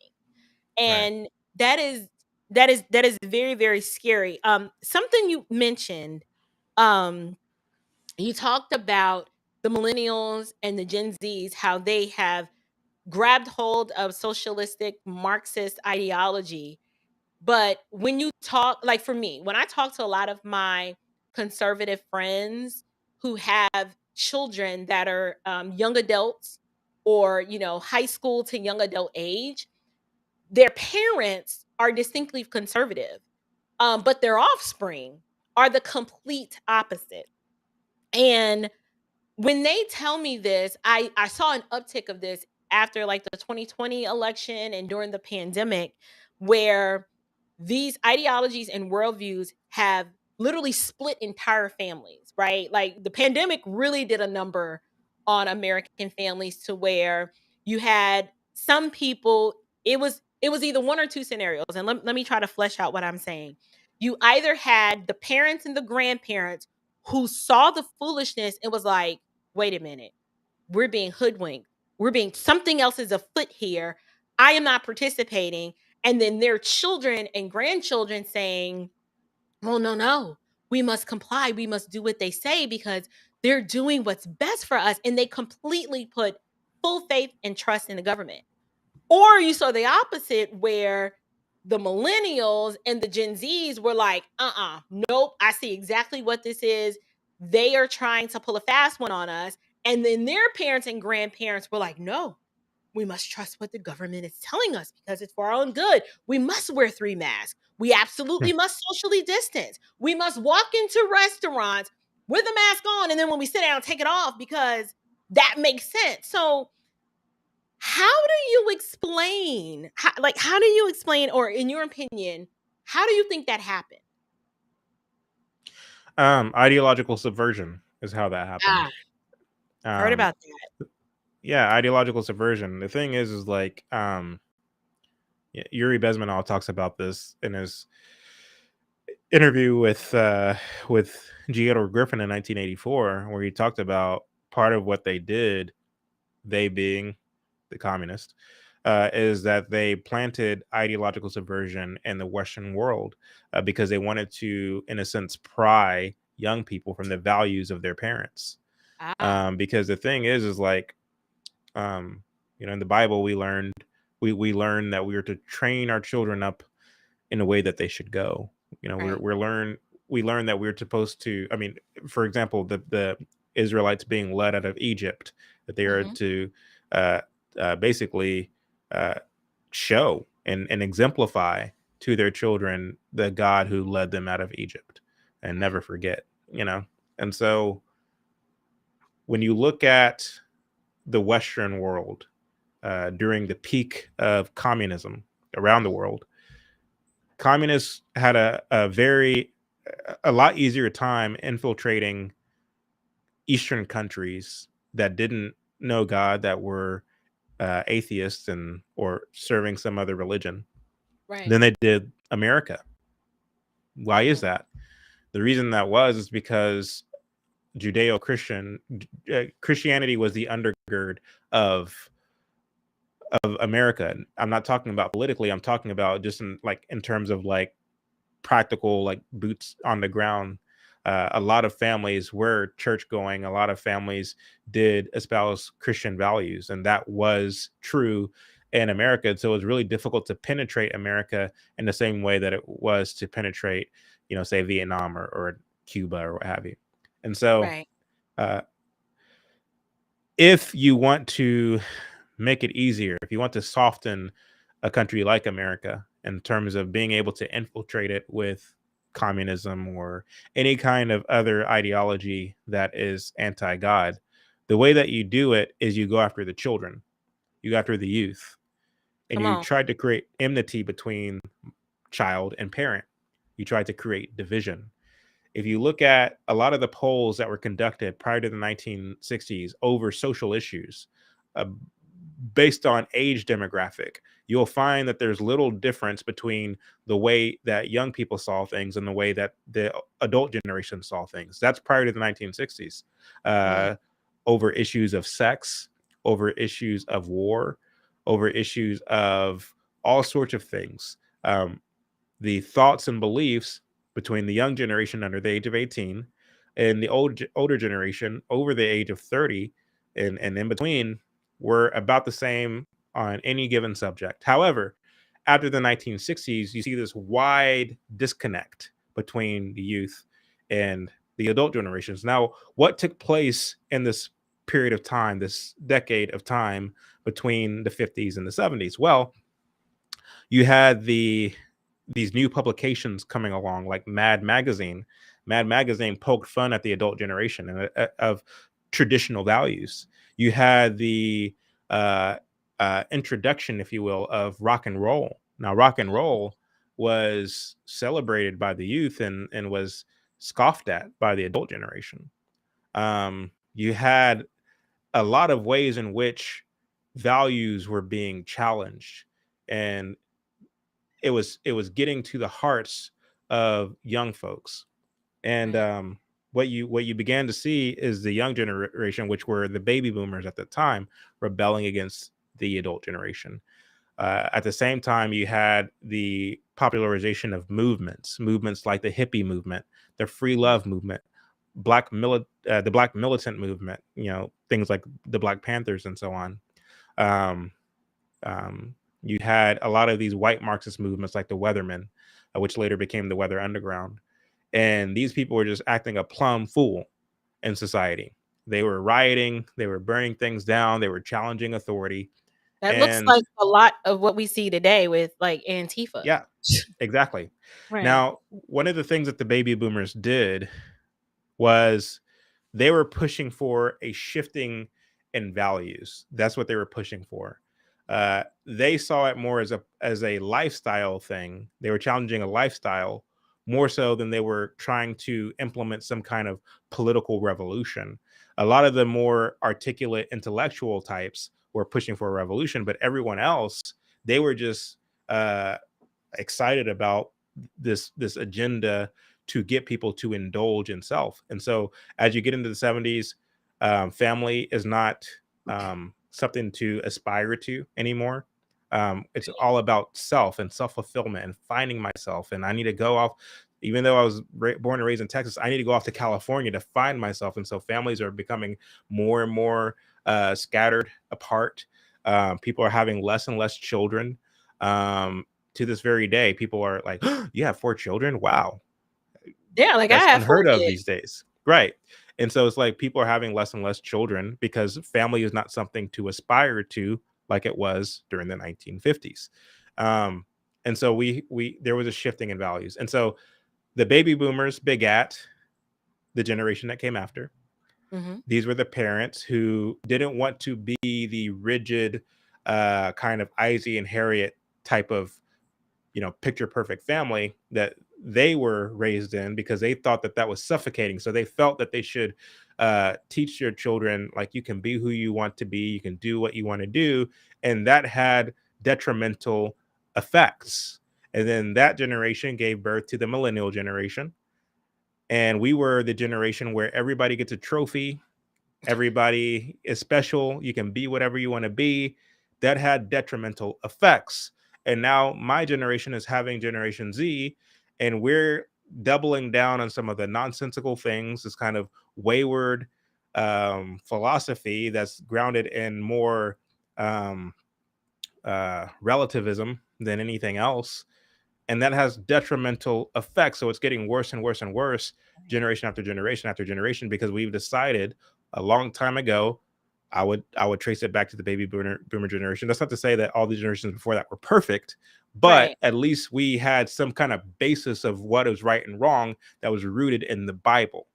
We Mm. we threw that out the window during the baby boomer generation, and it's only You gotten worse and worse and worse ever since. you millennials are special. I'm sorry. I just Y'all are a whole nother. I just be like, "Oh, you're so fragile. Oh, poor thing." It is, I mean, like, Gen Xers, we're just built different. Like, we're the monkey bars and no sort of safety mat. You just bust your head on the concrete and got up, put the brain back in, and kept on moving.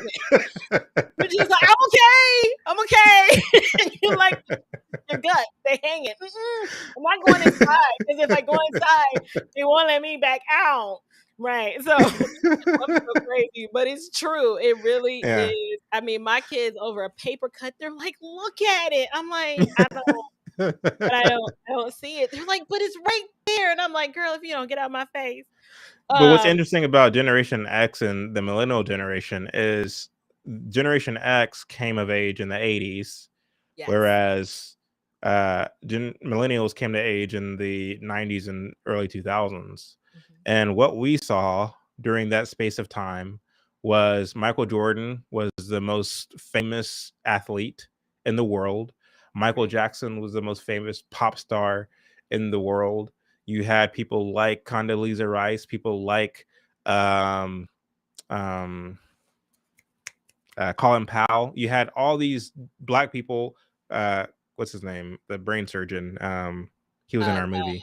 Yeah, Ben yeah, Carson. Ben Carson, yes. So you had basically black people doing excellent things, and they were being judged by their merits, not by their skin color, and it was no distinguishable difference between people that I saw as a young people who I thought were influential. Right.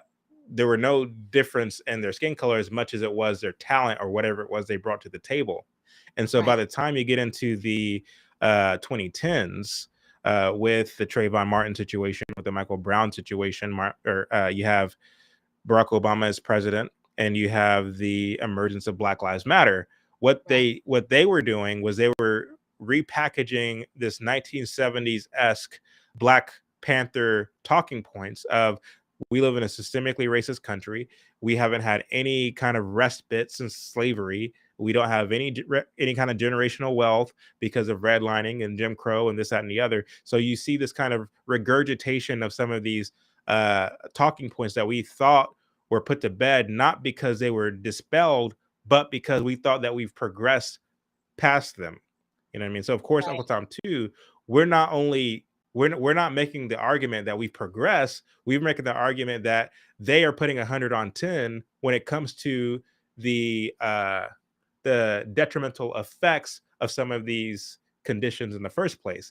And to your point about millennials being, Fabergé eggs compared to Generation X, I would argue the same thing in terms of Black people in general as an ethnic group compared to Asians and Mexicans and other people who were also kept out of certain places because of Jim Crow. It wasn't just Black that were kept out of other places. All these other people were kept out of places as well. So how is it that, comparatively speaking, when you look at socioeconomic status, when you look at literacy rates, when you look at the whole gamut of different topics, Right. Asians who have been here for 5 or 6 generations, the same way as Black people have since slavery, are doing comparatively better than Blacks. Why is that? The difference is that there has been all this attention, all this focus on the plight of the Black man and our oppression, on all these things. We had a whole movement in the 60s around our struggle. Asians didn't have that, and they're doing better today than our Black people. So what do we have to say about that exactly? I mean, they don't focus on their disparities or inequities or they really just don't. They just come here and do, right? They march to a beat of a different drum. They come, they set up shop in our communities. They take our money. No, they don't take it. I'm sorry. We willingly give them give them our money because they're providing something of value that we want in exchange for currency. And I don't think that's a bad thing at all. It just bothers me that we've allowed the grievance hustle to captivate us and distract us so much so that we're no longer producing and we're no longer participating in the marketplace in any sort of value position at all. But I need to move on because um you know one of the biggest things that when I embraced conservatism, I would argue that I was raised a social conservative, but our family did not vote for conservative values. And when I've asked members of my family this question, the only thing they say is, we just didn't know. My sister has told me, she was like, we were just asleep. Like, we didn't know. But she was like, they're not going to catch me slipping anymore because I'm fully awake and paying attention now.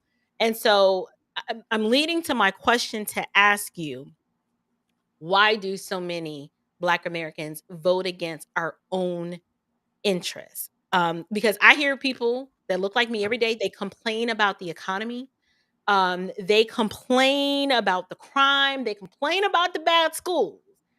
But when they go into that voting booth, they literally push the button for the same people that keep giving us the same outputs.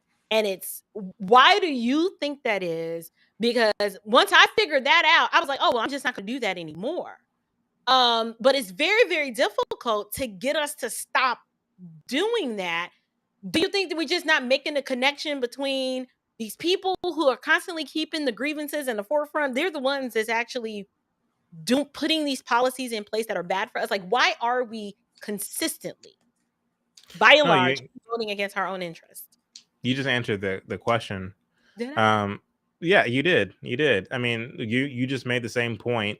At least I heard you make the same point as Thomas Sowell, which is to say that to the extent that you have these race grievance hustlers, like Al Sharpton, like Jesse Jackson, who, don't get it twisted, these people aren't deviating from the legacy of Martin Luther King. They're carrying the baton of Martin Luther King. Like, they are in a straight line trajectory to what Martin Luther King was doing, especially with the Poor People's Campaign, which was a way of him ushering in Marxism into America by using blacks and other and poor people. So But basically, you're saying that we were useful mhm, pawns in a broader scheme, using maybe legitimate poverty that some of us were experiencing. They used that to mhm. usher in something else. Yeah, absolutely, 100%. And the thing is like, what Booker T. Washington was teaching. I advise people to read Up From Slavery, Mhm. read My Larger Education, which is another book by Booker T. Washington. I actually like My Larger Education better than Up From Slavery, personally speaking. Really? That's not to say that Up From Slavery is lacking in anything. It's a phenomenal book. It's one of the best books I've ever read.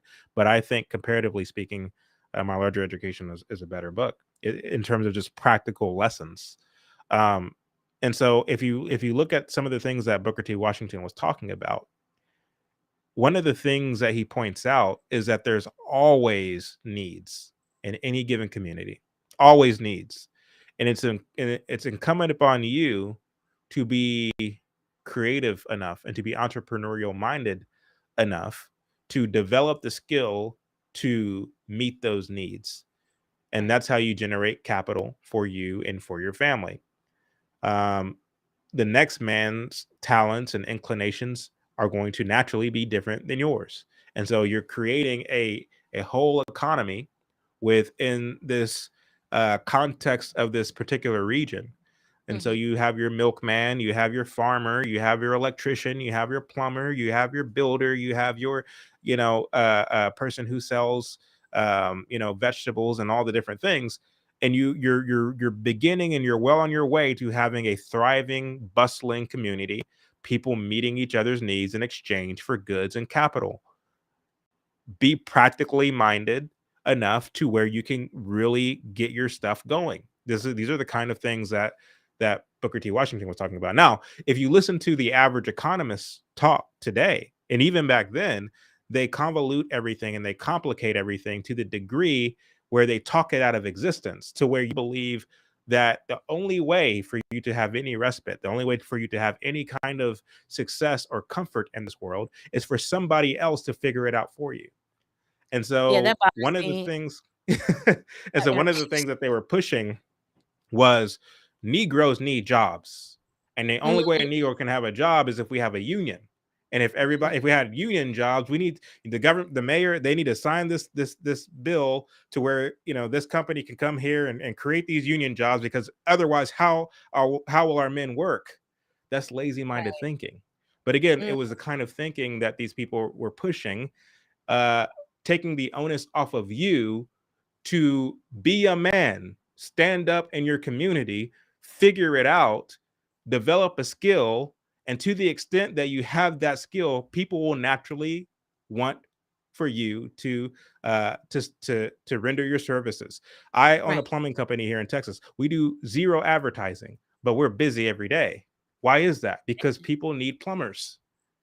They It's a do. natural, it's a natural, most elemental workings of a free market economy.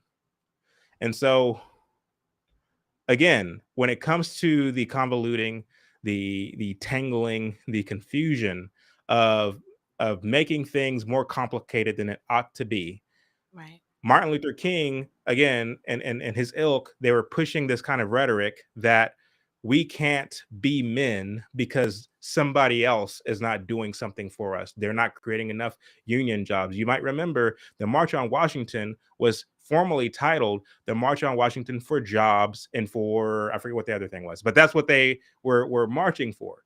Right. The narrative or the presupposition being that somebody is doing something that is keeping us as Black folks behind. And so we need to march on Washington and demand the government to do more to create jobs. Well, what exactly do you want the government to do? I thought we lived in a constitutional republic where people have the free will to move at their own volition. So Right.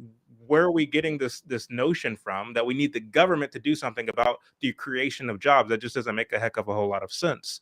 And so I was getting to a point to answer your question, but I forgot what your question was. This happens often. It was about, Um, why are we voting against our own yes, interests? Right. yes. So we are voting against our own interests because it's like Martin Luther King. One of the things that he was able to do, once again, was to deviate and to distract from this messaging that was true of the Black people in the South before him, namely that if I want to be successful, I have to aspire to be greater than my dad was, because my dad, he started his electrical company, or he started his plumbing company, or he started his mechanic shop. I want to do what my dad is doing, but on a higher level. And so we Right. aspired once upon a time to be like our best and brightest. To the extent that Mm. we stopped aspiring to be like our best and brightest, and our pastors, our entrepreneurs, our well upstanding men were displaced from their position of being looked up to. And those men were replaced by the activist preacher, like the Martin Luther Kings, who then pointed us in the direction of the government as being the Right. provider of our daily provisions. And then you move into the 70s where you had the popularization of blaxploitation films. Now, what were these blaxploitation films doing? They were celebrating the pimp, the Mm. hustler, the thug, the gangbanger. That's what the blaxploitation films were We're doing in the still doing 70s. that now. And so we wanted to be thugs. We wanted to be pimps. And then you move into the 90s and you have the gangster rap. And then you move into the early 2000s. You had 50 Cent talking about I'm a mother effing PIMP. You had Snoop Right. Dogg and all these, like making it cool to be a degenerate, to be a pimp. And so our pastors who are preaching the fundamental gospel, our Mm. entrepreneurs who are showing us how to start businesses and how to thrive and what it means to be a man of integrity who loves his wife and takes care of his kids and all the things. That person was called a Negro, a Uncle Tom, a sellout, a bootlicker for daring to walk like he has some sense. And we decided to use jive instead and to name our children these bizarre names because we wanted to Uh-oh. get back to our African roots in the 70s. We decided to stop calling ourselves as, Americans and started calling ourselves African Americans because we wanted to be other. We wanted to acknowledge, well, you got what you got going on, but we are our own thing. And we popularized that and we celebrated that. And then you move into popularizing people like Maya Angelou and all these different poets who can articulate the Black struggle and make us feel something, this kind of bitterness, yet excitement for being Black, yet anger for being hated, and all these different things, all these different emotions rushing at once. Again, all of this gives rise to this belief that I must use voting as this kind of relief valve. I'm still here, by the way. My camera just It just fell died. off, but yeah. But we use voting as this kind of relief valve to show how discontent, how dissatisfied we are with our condition, and hopefully by voting for the party that postures itself as the Liberation Party, as a party who is going to uh, uh, um, challenge the boogeyman of white supremacy and racism, even though many of us haven't experienced any kind of white supremacy and racism. It's to Mhm. that extent that we're going to vote for such a party or vote against such a party and vote for the party that postured itself as being the liberator. And kudos to the Democrats for posturing themselves as such a, or not for posturing themselves as such a party, but for being able to market themselves in that way. But here's the thing though, like I get that, but I'm a results oriented person. Like I'm checking receipts and I'm looking at results. And you would think that after all this time post civil rights, people would say, "Okay, we've given the Democratic Party this many years." Because to me, it seems like they're going backwards. They're actually regurgitating rhetoric from the 60s. But if we actually listen carefully, I'm like, I'm not experiencing that. That's not happening to me. That is not my lived experience at all. You would think people would be like, we've given y'all some time to generate some tangible, legitimate results, and y'all's districts are trash. Like no one wants to really on purpose live in democratic districts. People are fleeing democratic run states. I happen to still live in metro Atlanta, and what the Democrats have done to my beloved city, like the city where I came to plant a flag, because I'm like, this is the place where dreams are made of.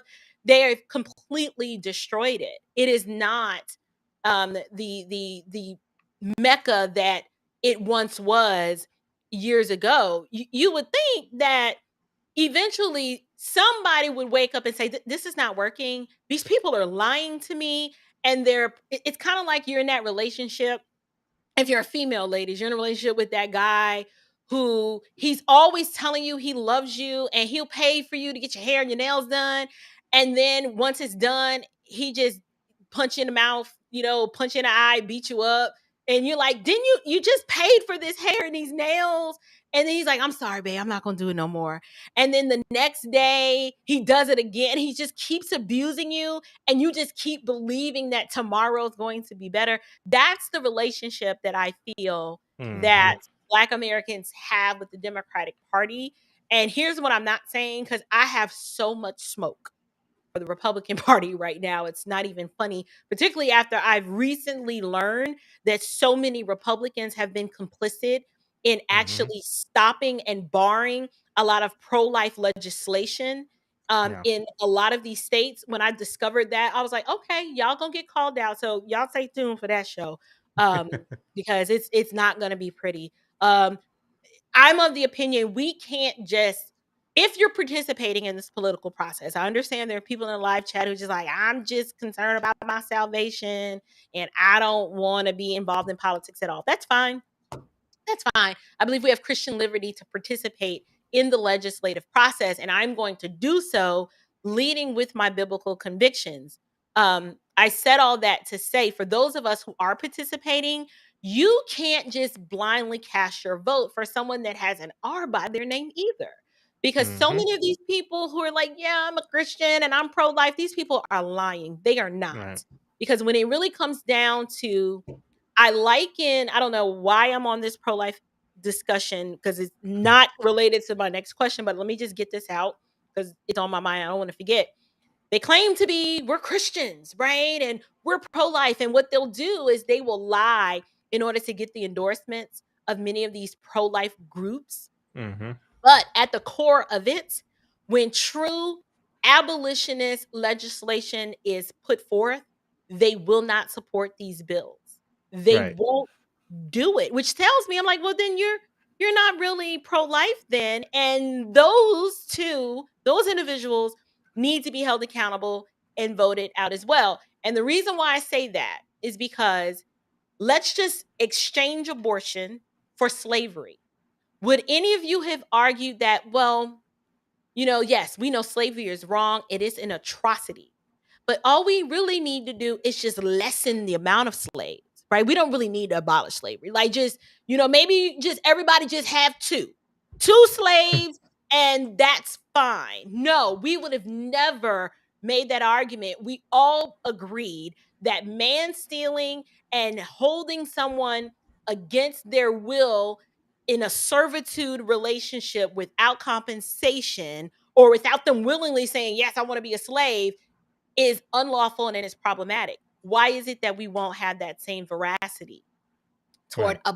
abolishing abortion if we are believers and we truly claim that those human lives in the womb are valuable and deserve dignity and respect? I just need to get that out. Um, Right. so did you want to say something about that before I move on? No, I mean, you said it perfectly just then. So no, I don't think I Awesome. have anything to add to that. Okay, so And by the way, like speaking of Republican and Democrat, like people have to understand too that even though comparatively speaking, the Republican values in terms of the party platform mhm, are better than that of the Democrat Party. It just goes without saying. Don't get it twisted in thinking that the Republican Party has an agenda to roll back the kind of socialist gains that were made over the past century and to get back to some kind of constitutional republic, as it right, were. That's not their goal. That's not their desire. In fact, you'll find if you look at the history of this country that Republicans were participants in a lot of these socialist policies that we now have. In fact, mhm. without the Republican support, you wouldn't even have a Civil Rights Act of 1964, which, by the way, was unconstitutional law. It wasn't law that gave black people freedom. We Of already course, you were had taught to believe that. You're right, taught in your schools to believe that this legislation made people less racist and what have you. But it couldn't be further from the truth. It was unconstitutional law. right, Um, but we have it and it's there, and it was Republicans and Democrats who were the reason for us having it. And so don't think that throughout history, Republicans have been the good guys and Democrats have been the bad guys. I know that's not a popular thing to say mhm, um, these days because it's, well, amongst Republicans, because, mm, there's so much baggage and so much nuance in the conversation that a lot of this just goes over people's head because right, you can't package it in a neat little elevator speech. You have to really qualify certain things that you're saying in terms of your criticism of the parties. But as Christians, we should be open and honest enough to really, bring all these things to account and bring them, make them captive to the gospel, right. because that should be our final arbiter on all things, the gospel, not so much what a party is doing and has done historically, and whether or not we agree with that thing or disagree with that thing. Right. I'm glad that you mentioned that because obviously there's been a shift in values. We would agree with that Black America as a whole were unduly influenced by these systems. And when I say systems, I'm not talking about white supremacist system. I'm talking about Marxism and Hmm. communistic ideological systems. We were unduly influenced to shift our values away from ones that were God centric to more government centric. However, now that we're post civil rights, would you argue that ever since the assassination of MLK, that for some reason black people have been looking for like this Moses figure. Like we just need a leader. I have heard so many people say, "Well, where are our leaders? Like we don't have any leaders." And I'm like, "Why do y'all feel we need these leaders? Like how are these people adding any sort of meaningful value to your life that's actually helping you achieve your goals and glorify God in the earth and just do what you're supposed to do?" Do you think that ever since the civil rights movement, we've been looking for some sort of Moses type figure, some leadership to kind of put us back on the right path? Yeah, again, we were taught and indoctrinated to expect such leaders. Again, since Martin Mm, Luther King, we right. were. I mean, it's part of the so-called Black struggle Wow. to have a leader who will hold the white power structure to account on behalf of the masses of blacks and on behalf of the diaspora. That's what has been expected of us. And the thing is like when you look at people like Malcolm X, who was part of the Nation of Islam, when you look at Martin Luther King, when you look at people who've come after them, um, Jesse Jackson ran for president in the 80s. Hmm. He garnered a lot of black support. You look at the creation of the um, Congressional Black Caucus in the 70s. Uh, and what were they saying? whenever, in the speeches that they were giving, and whenever they started out, that we are going to be the consciousness of the Congress. That's what we're going to be. We are going to push legislation that thinks of not only Black folks, but the downtrodden, the marginalized, the left behind, the forgotten. That's how they postured themselves, and they still posture themselves in such a way today. And so, rather than challenging this notion in our government centralized public schools, they reinforce and legitimize and validate the credibility of such people like a Jesse Jackson, like a Al Sharpton, like a Martin Luther King, because it goes hand in hand with this agenda of statism. Think about it. Why would you want the government to educate your children? I'm not trying to make anybody feel bad if your children are in a public school, but why would you want the government, who misappropriates tax dollars, that everyone who gets into government, by the time they leave office, they're far more wealthier than when they took office, even though the salary of an elected official are meager. But yet, by the time they are leaving public office, like Barack Obama, who was $40 million richer by the time he finished his second term as president. How does that happen for somebody who makes $250,000 a year? It just doesn't add up. It just doesn't make sense. There has to be some kind of corruption going on. Right. That math ain't mathing. And so we don't ask ourselves the question as to why is it that we would think that it's feasible to entrust the education of our children to a deeply corrupt government. We can't say that we don't like politics. We don't get involved in politics when the whole nature of public education in the United States is political. Come on. You're talking about people who, to even become a school board official, you have to run for office, and you have to talk about different values and different things you believe and different things you think the kids should be learning. And that goes through a democratic voting process in this great republic of ours.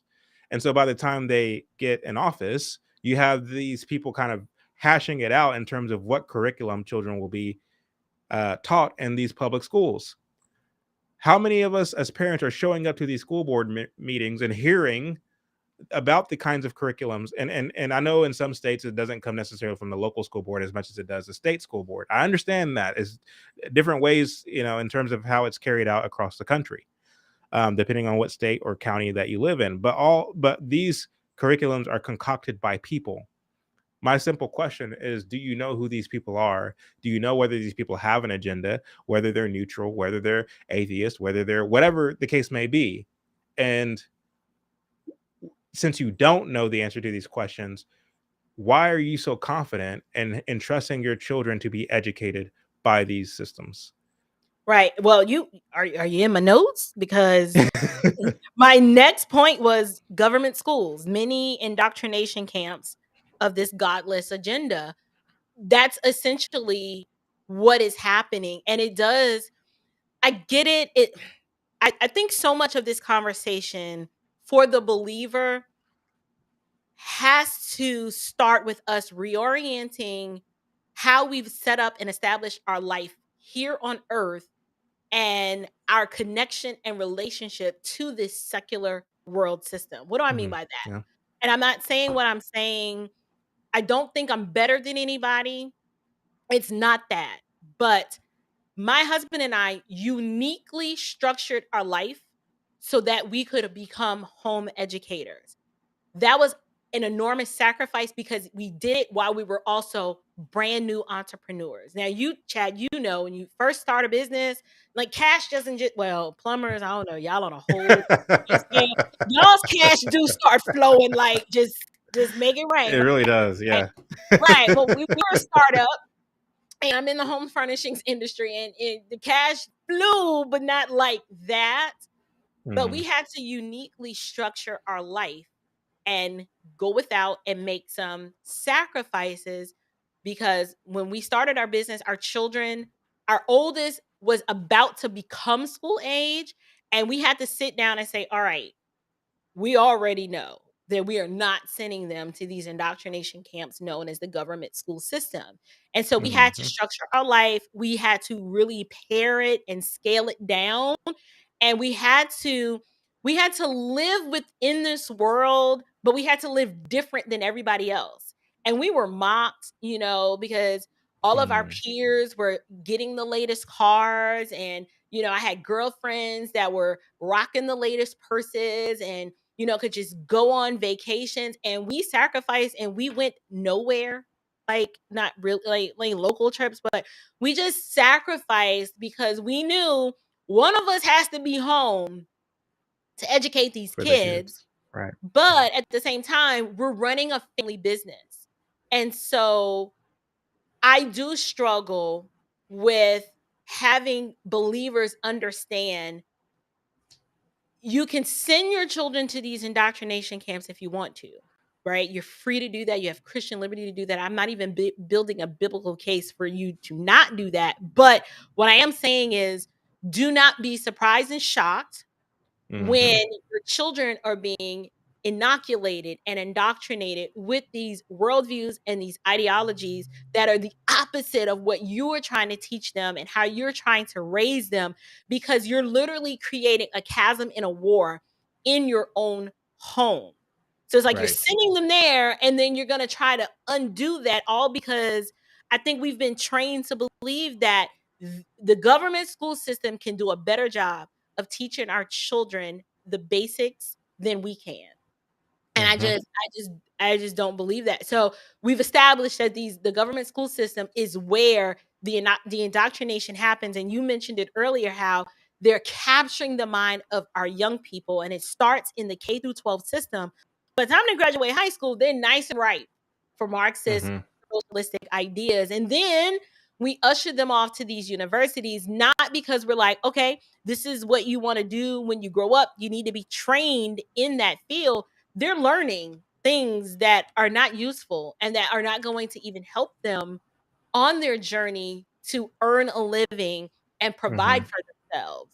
So what is the solution? Like, what do we do to equip God's people to say, okay, this is the world we're living in right now. This is I was educated in the public school system. I'm sure you may have been as well, but this is a different animal. This is something Mm-hmm. other. What do we do, or what can we say to believers that are listening to warn them of what's happening and give them some sort of suitable alternatives, Yeah. if they have young children or school age children? Yeah.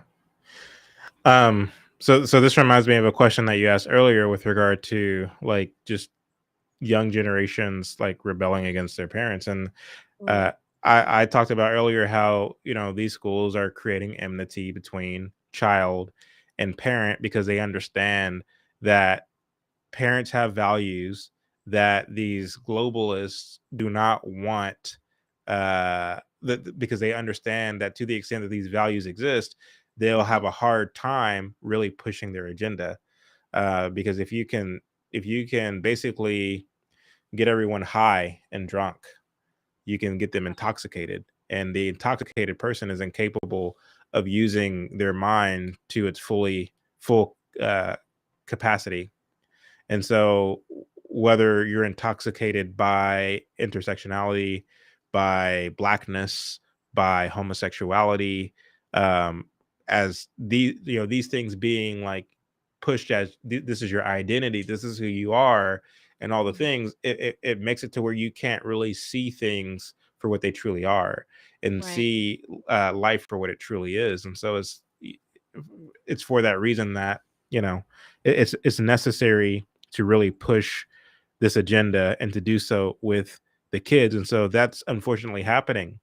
And a Right. lot of these public schools, there's just no way to sugarcoat it. And I know there are parents who, both mom and dad works, Right. and their lives are uh, centered around their jobs more so than around the family or the kids, to where it's just easy to send the kids to public school because they've made it so easy, which is again part of the agenda.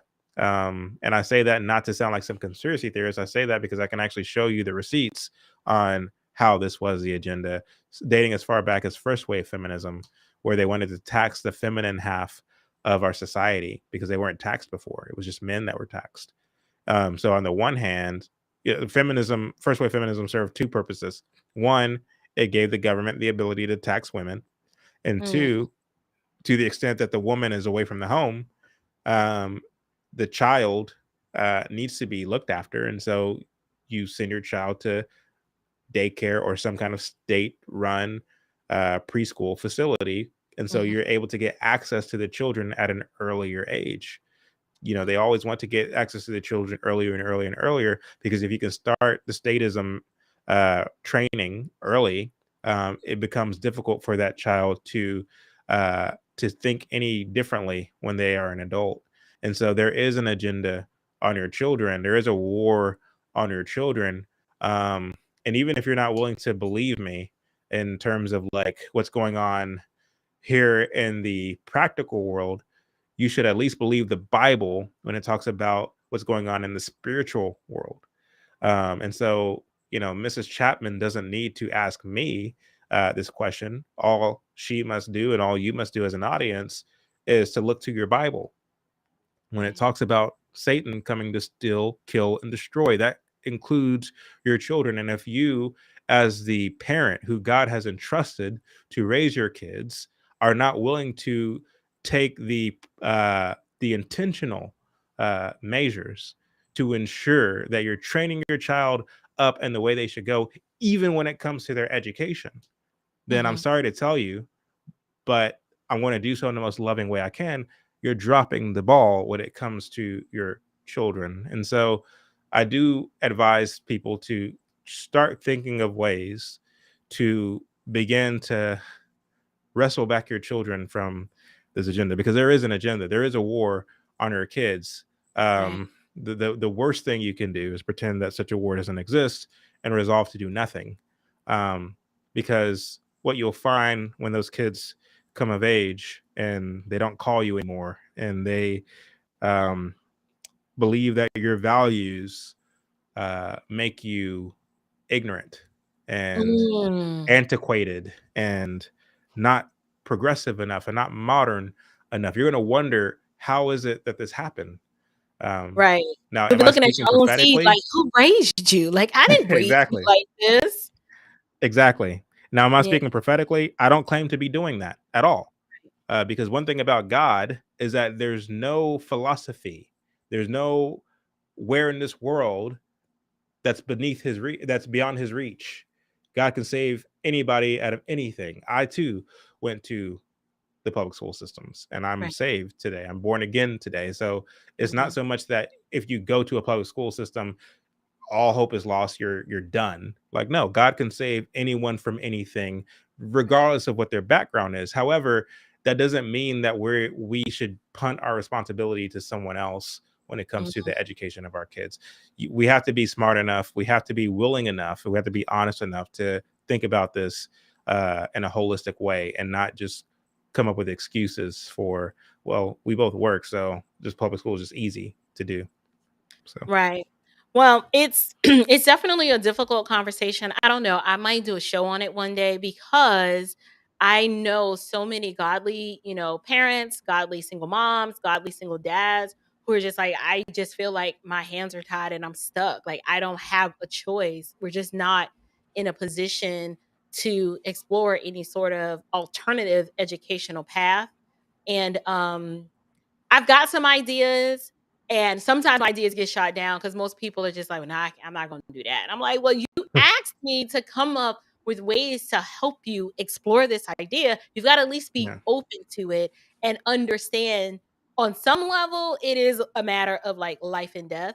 And then Mhm. maybe on other levels, it's a matter of, you know, shepherding your children well, because at the end of the day, we have to give an account.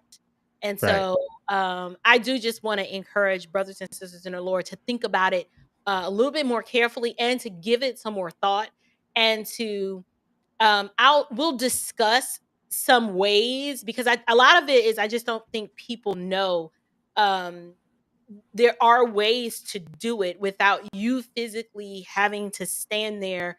There are a lot of creative ways that you can get it done. I'll leave it at that. So we Hmm. are approaching the 2.5 hour mark, and so what I want to do now is let's get to the exhortation part. We've talked a lot about the gloom and the doom of these wicked ideologies, and um, I'm encouraging people to watch the film Uncle Tom 2 that literally fleshes out a lot of what Chad is saying in a very meaningful way, meaning the word pictures that he is describing, you'll get to see the footage, the interviews, you'll get to see all of that in the film that kind of lays out the groundwork for a lot of the things that he's talked about today. But what exhortation would you give to Christians who are like, okay, I hear what y'all are saying.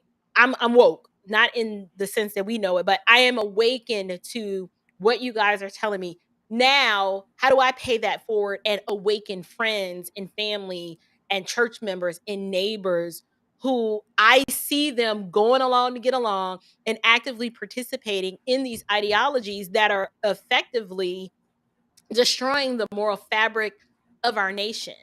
What would you say to them of how they can awaken people that they know and love and trust? How do you broach these conversations?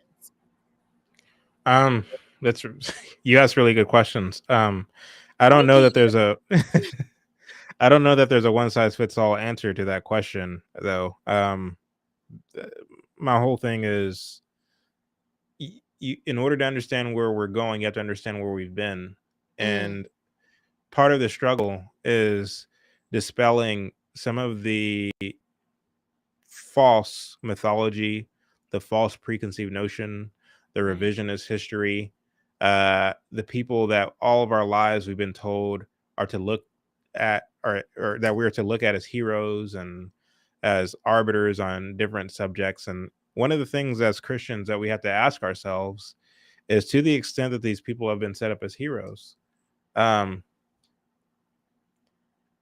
is it plausible that, comparatively speaking, Jesus Christ and his ministry here on earth spoke to those same issues, but in a more profound way? And why is it that this secular society in which we live place such an emphasis on these individuals like Martin Luther King, when Jesus, who predates Martin Luther King, um, said that the whole of the law can be summed up in this one thing: love God and love your neighbor as yourself? right, That squashes racism right there. Um, and so the thing is, like, why is it that we're putting such an emphasis and we're celebrating? We have a day that celebrates Martin Luther King, someone who rejected Christ, someone who was trying to push a Marxist agenda. Uh, all of these things are true. They're verifiable facts, and anybody can look them up. It doesn't take much to find much of the stuff that we uncover in the film, much of the stuff that we've discussed over the course of this discussion.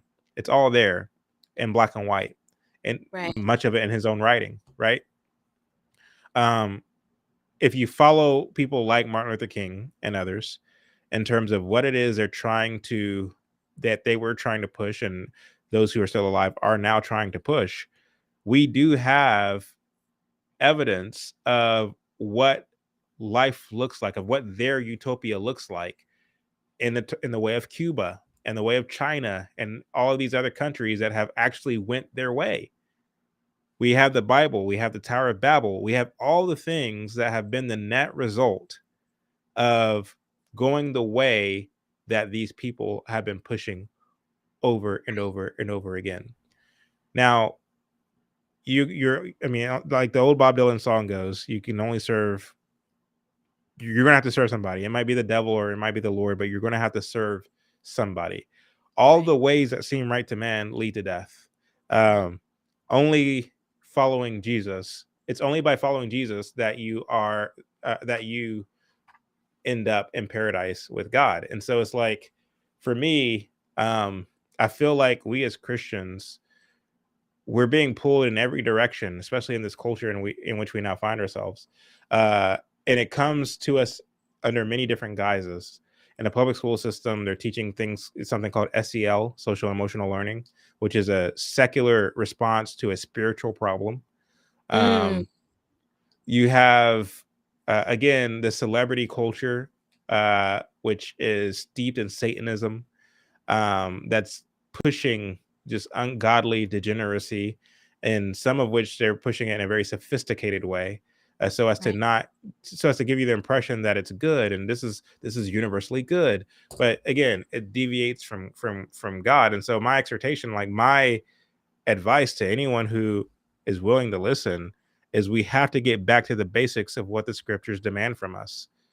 You know, we have to get back to what was being preached in the epistles, to again not follow deceptive to hollow and deceptive philosophies. Does that mean that we have to lead some movement? Does that mean that we have to vote for some person? Does that mean that we have to throw our support behind some leader? No. right.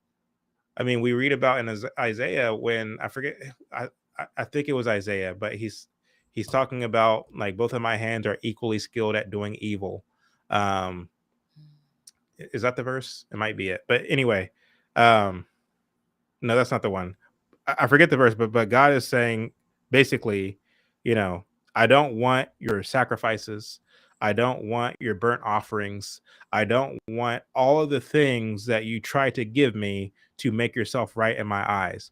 All I want Right. is your heart. And we have to get back to the basics of being godly men, of being godly women, of in every facet of life, whether it means the way that you conduct yourself in terms of your fatherhood, in terms of your being a son or daughter of your parents, in terms of the way that you show up in your friendships, and the way that you are as an employee or an employer. In every facet of life, we are to represent God in his kingdom. That's really the only movement that we must, that truly matters. And so I feel like the marching orders that we all look to when it comes to hearing such devastating information, like what we displayed here and what we displayed in Uncle Tom too, is like, well, what must I do? You know what I mean? We have this kind of moment where we feel like there's something grandiose that we must do to fix it. But the reality is, what we've uncovered here, Mrs. Chapman, is this notion, and it's in the title of this video, that we've been hoodwinked, we've been Yeah. had, we've been bamboozled, we've been tricked, we've been lied to. And the reason that we've been all these things is because we gullibly entrusted the system. We We did. gullibly entrusted our educators. We gullibly entrusted these people who presented themselves as intellectual and articulate and people who have the answers and experts. We've entrusted them. Don't believe even me. Believe your Bible. Believe God. Believe your Lord. Believe him. Like, that's what we need to believe. It doesn't require some grandiose movement. It requires you resolving to give your heart to God. And I don't mean to be preachy, but that's what it requires you to do. And to choose this day forward to live a humble life of integrity, where you put God first in all you do, and he will use that. Make yourself an empty vessel to be poured out by him. And you'll see these doors open up for you where, for me, like, I never envisioned that I would be the producer of Uncle Tom 2. That's not something I set out to. I find myself in this position now, and I'm trying to be faithful and where I now find myself. But I never set out to get to be where I am. Um, and whether you have a YouTube channel or whether you're just a guy at the job who people come to because they're dealing with something in terms of fighting a custody battle or fighting drunkenness or what have you, if they can look to you and say, oh, well, you worship your God, and I've seen you struggle through this, and you came out of it with this kind of peace. I don't understand that peace. Help me understand this peace that you have. I want that. Are we as Christians, do we have such a relationship in the first place where we are being the salt and the light of the earth that people can look to and they want what we have in terms of our relationship with our Father? Amen. Thank you so much for exhorting us to good works through Christ Jesus. I'm hoping that everyone on here, whether you are Christian or not, you understand that the issues that we discussed on here are effectively, these are sin issues, right? These are sin issues that are a result of the fall. We have a creator who is he is this creator and sustainer of everyone and everything. And right now, man is not in right relationship with his creator. That's why we rebel. That's why it's innate inside of us to do the opposite and to be the opposite of what God designed for us to be. And it's only until we repent of our sin, recognizing that we are sinful and wicked and that our hearts, we can't do good on our own efforts because there's nothing good that dwells in us. But when we recognize that we've offended God and that we are all guilty, like we don't need to impugn ill motive to just white people, right? And it wasn't just those people over there, but it's like, nope, it's the one right here standing in the mirror with the darkened heart that needs to be made alive in Christ Jesus. It's not until we repent of our sin, recognizing our need for a savior, that oftentimes our eyes are not even opened to the fact that there is something wrong out there.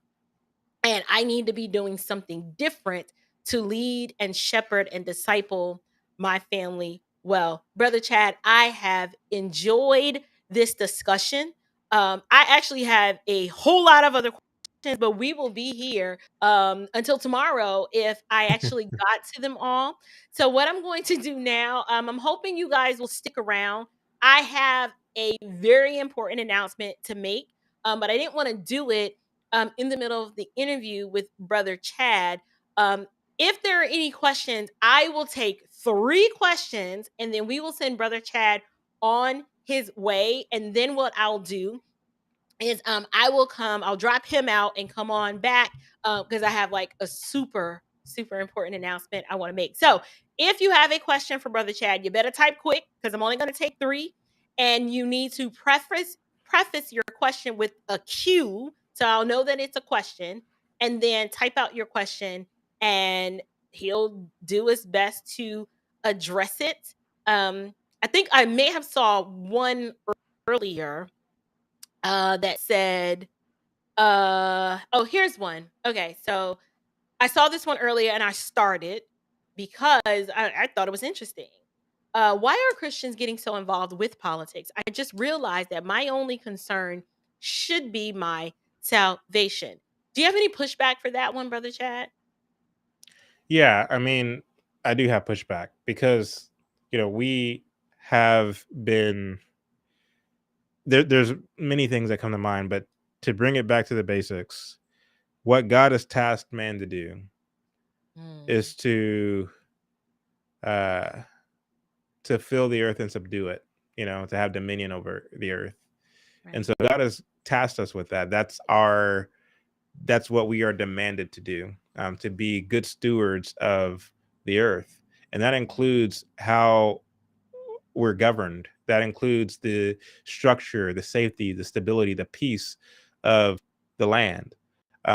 Lest we completely capitulate or yield or punt the responsibility to men who do not know God and are, in a sense, making life completely hostile to us and to our family. And so that's not to say that um, we that everything's always going to be peachy and everything's always going to be rainbows and butterflies and just a walk in the park. Mhm. Um, like we vote and we engage politically, not with this notion that we are trusting man or we're trusting government to do the godly thing, but rather with the notion that we're merely doing our part while bearing in mind that at the end of the day, the government is going to still be corrupt and there's still going to be this thing that happens where things don't always just go the way that they're supposed to go or the way that we would hope that they would go. So we pull the lever in the voting booth knowing who really sits on the throne at the end of the day. But to completely just sit out elections, to completely just disengage in politics, is to, in a sense, forfeit the world to Satan, really.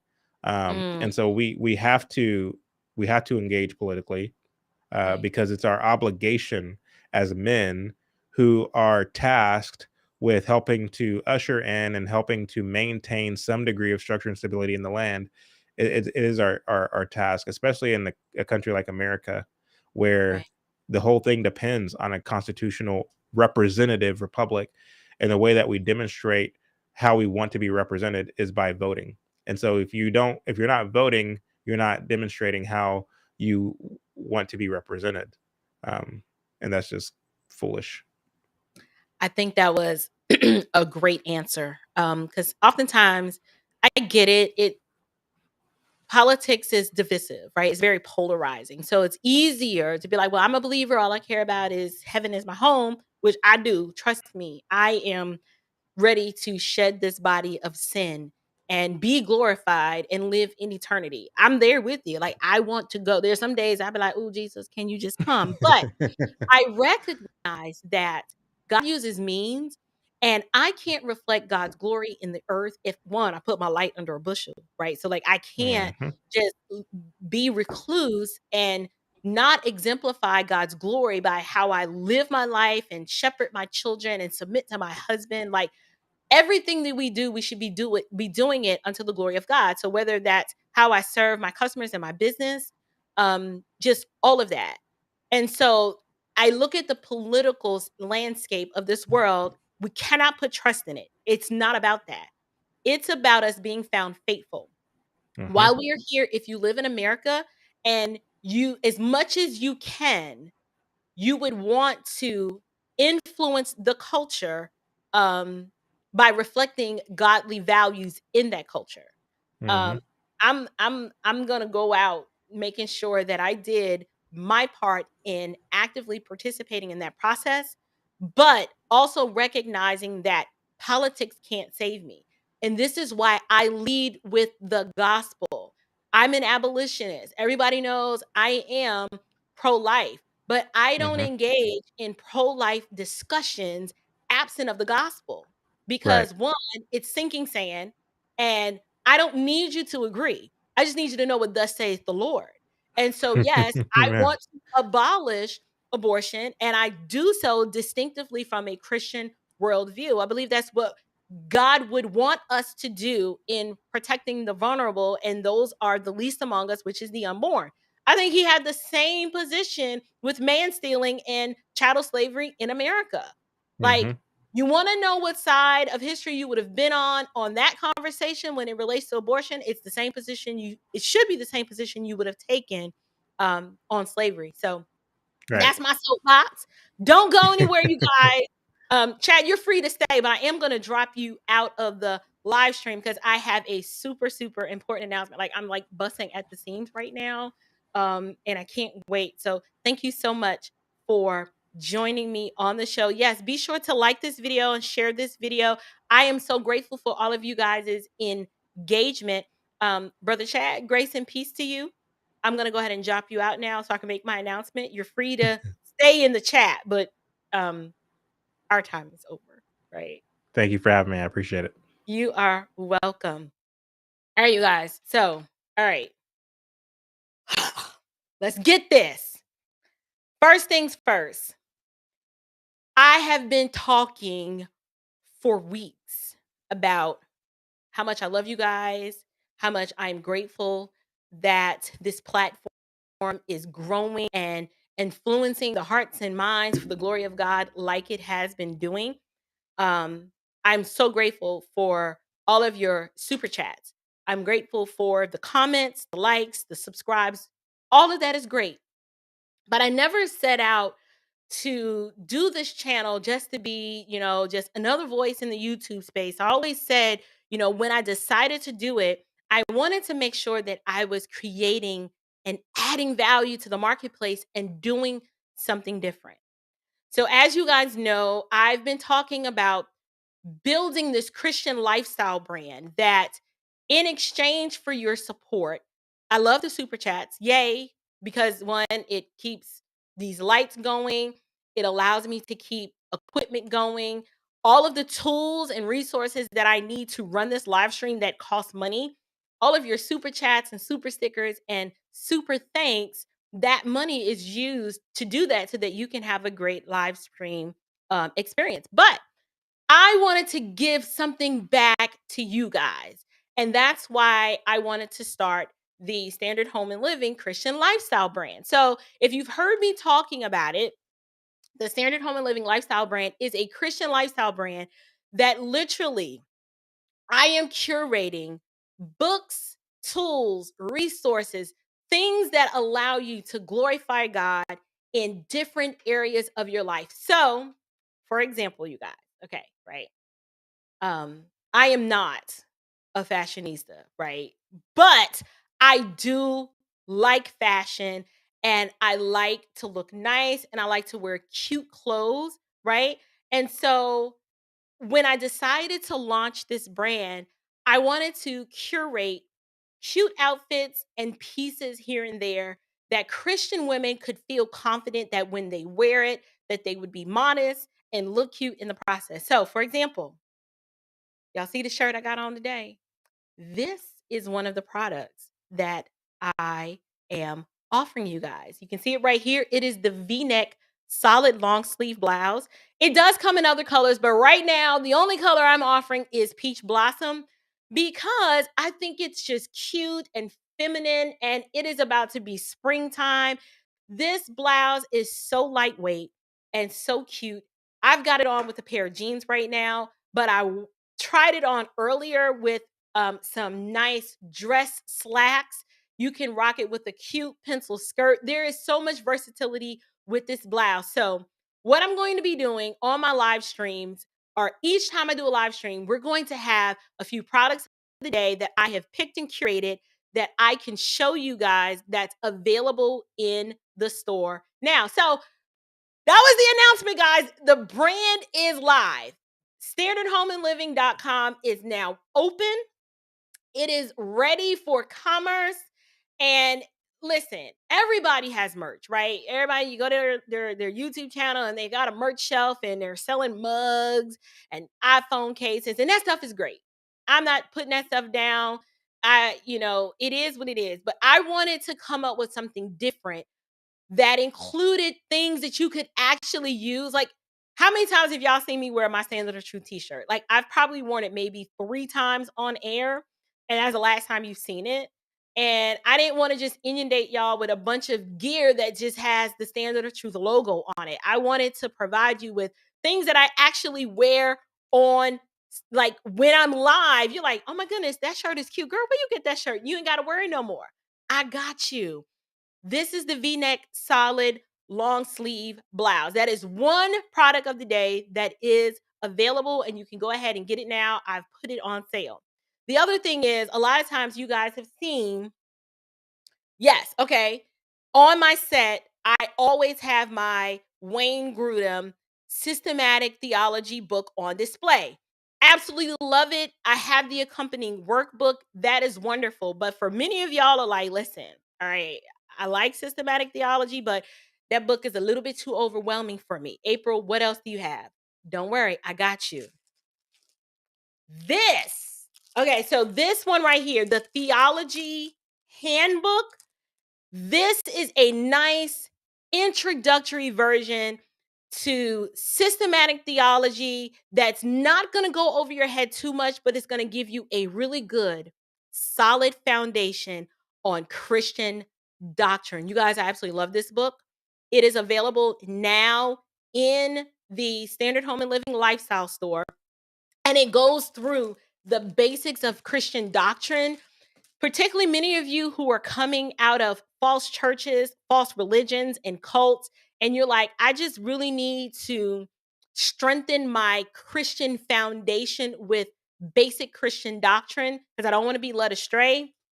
The Theology Handbook is the perfect resource for that. It's available now. All you got to do is scan the QR code and go ahead and get you a copy. Now, the last product of the night that I wanted to share with you guys that is cute. Remember I told you, I don't want to just offer things that you can get anywhere else. I want you to be like, where did she find that? Or I don't know, had she not told me about it, I wouldn't have known what to do.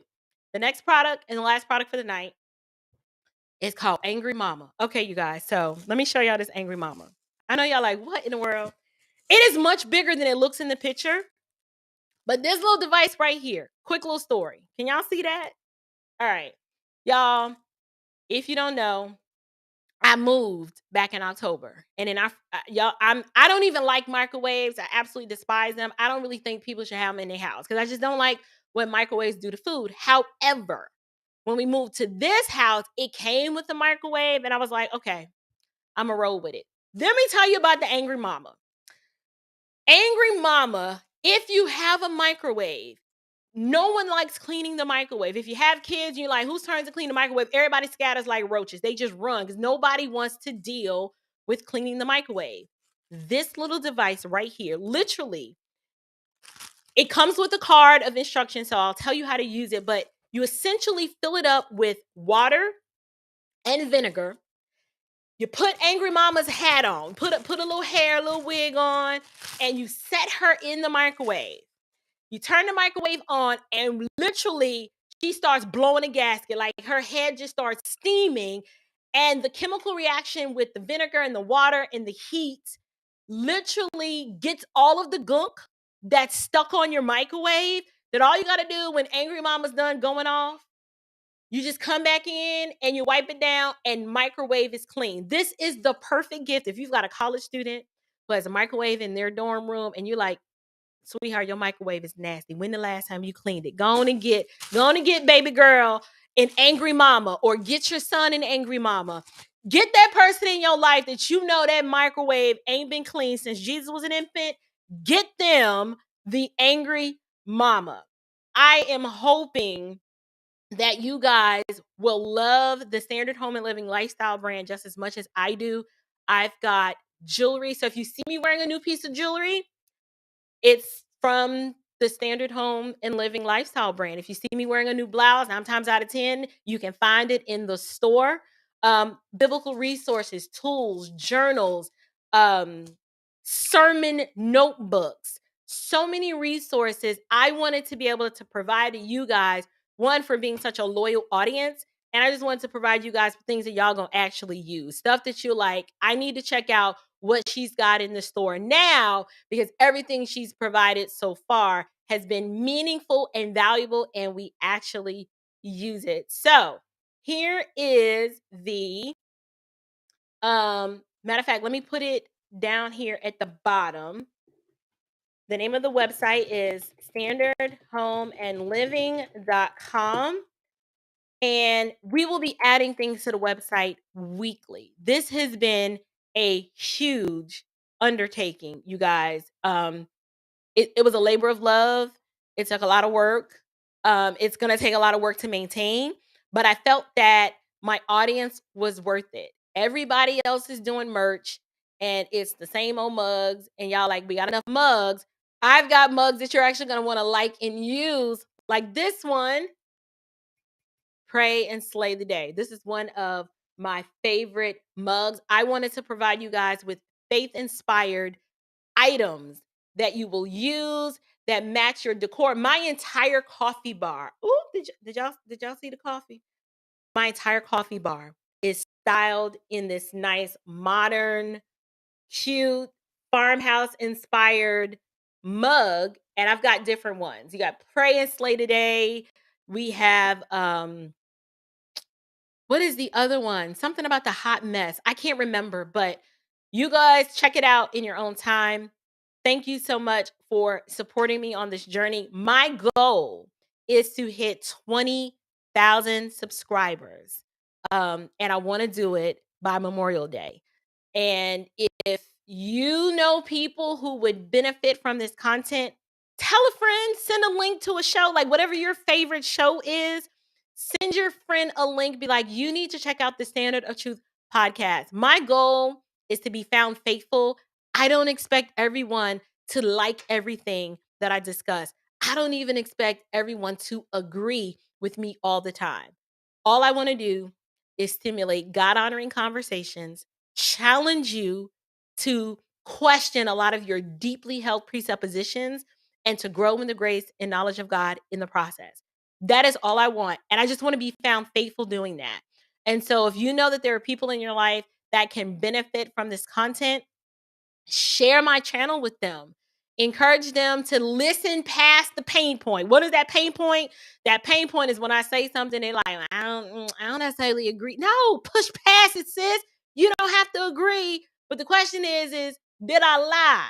Now, if I'm out here lying, then I'm flying. But my goal, and I'm not going to execute this perfectly, is to be faithful to what the scriptures teach and to discuss and have those inconvenient conversations. That is all that I want. And if I'm able to do that, as long as the Lord allows me to, I will do so. So, oh yes, the adjustable measuring cup. I don't have my help here. Like one of my girls, I would ask them to grab it. It's a set of 2 with those measuring cups. So it's 2 different sizes. And I absolutely love those. You guys, I'm actually going to be doing videos where I demo a lot of this product. I want to take you guys into the kitchen where how I'm teaching my daughters and raising them to be wives. I know that's not popular, but yes, I'm actually training my girls to be wives. There are certain skills that they need. They need to know how to cook.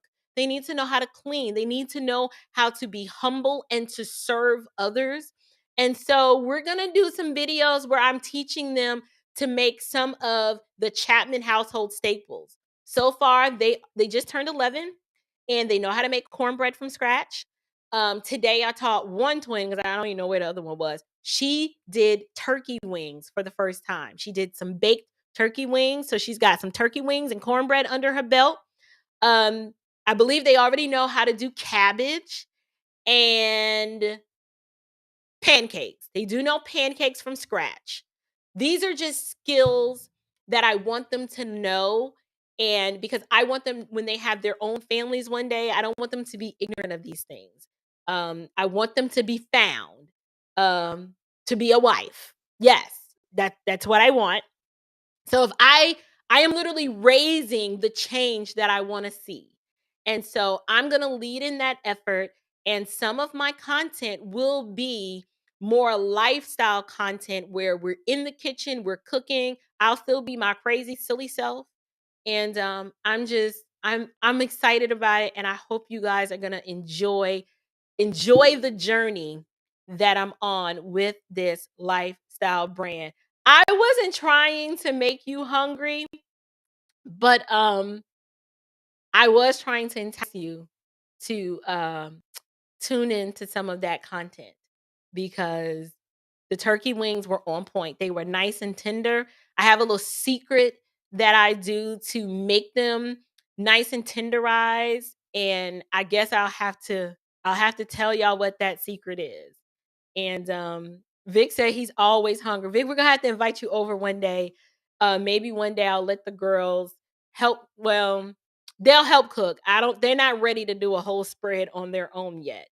Um, but you know. Okay, is there drama in the comments? Like, what's happening? Like, am I missing it? What's going on? Do we have a troll in the comments? Future says, don't tell my husband I'm about to go shop. Oh, I won't. I won't, sweetheart. Now I'm not telling you to defy your husband, but if you see something in the store that is going to make your life easier and help you have a well-run household, I don't think he's going to complain. Right now, like I said, there's a good amount of product in there to whet your palate, but every week I will be adding more. And this has been a significant investment for me with my own hard earned money. I said, you know what? I'm just going to invest into the platform, and we're going to get these items. And the ones that work. The ones that don't work, we'll discontinue them and we'll kind of pull them out of the rotation. But get what you can while it's hot. Okay. Let's see. Somebody said, "Thanks, April. You'll get there, sister, Lord willing." Amen. I believe that I will. I do believe that I will. Yes, too much radiation. I don't like microwaves. I don't. My kids are shocked that I actually kept the microwave in the house, because they've always grown up without a microwave. So when we have to heat up something, we heat it up on top of the stove or we put it in the oven. We do have an air fryer, which is a little better, but I don't like the microwave. But since I have one, when I have guests come and they want to heat up their food, like eventually the microwave is going to get soiled and angry mama's coming in the clutch. Like we about to just pop her in because I can't stand I can't eat food out of a nasty microwave, or I don't want my guests to eat food out of a nasty microwave because I'm all for banning microwaves though, but I know most households have them. So this one's really for y'all. This angry mama is for y'all. And I have her in a couple of different colors, like a purple, a red, and a blue. I couldn't find them with a little bit more fashion forward color decor. So just put angry mom in the cabinet when you're not using her. She's not counter friendly. You can't leave her out on the counter. She will clash with most home decor color schemes. Anyway, all right, you guys. That's about it. Yes, I know Esquire Sports microwaves are dangerous. That's why we never had one. We just didn't. But sometimes people, they want to use the microwave. I don't boil water in the microwave. Do I put anything in the mic? No, I don't use the microwave. Now, when I'm not here, I don't know what these children are doing. I'm praying they're not using it, but whatever, we have one. Good night, you guys. I think what we're gonna do, um, I've shown you guys top 3 products of the night that I wanted to share. Don't forget, you can always support the show using this is so awkward. What is that called? A QR code right there. You can do that, or you can use this one and go straight to my website to support the show. That is so awkward. Um, or you can do that one. I've got so many ways you guys can support the show. We're gonna take it out with our standard home and living commercial. It is live. The store is open. I hope you guys find what you need back there. And if not, send me an email of products that you would like to see back there. I love constructive criticism. Just be like, I don't like any of this stuff. What else do you have? Just tell me what you want. The store is for you guys. And so you kind of got to tell me what you want. And we'll just kind of make that happen. So blessings to you guys. Grace and peace. And we are out.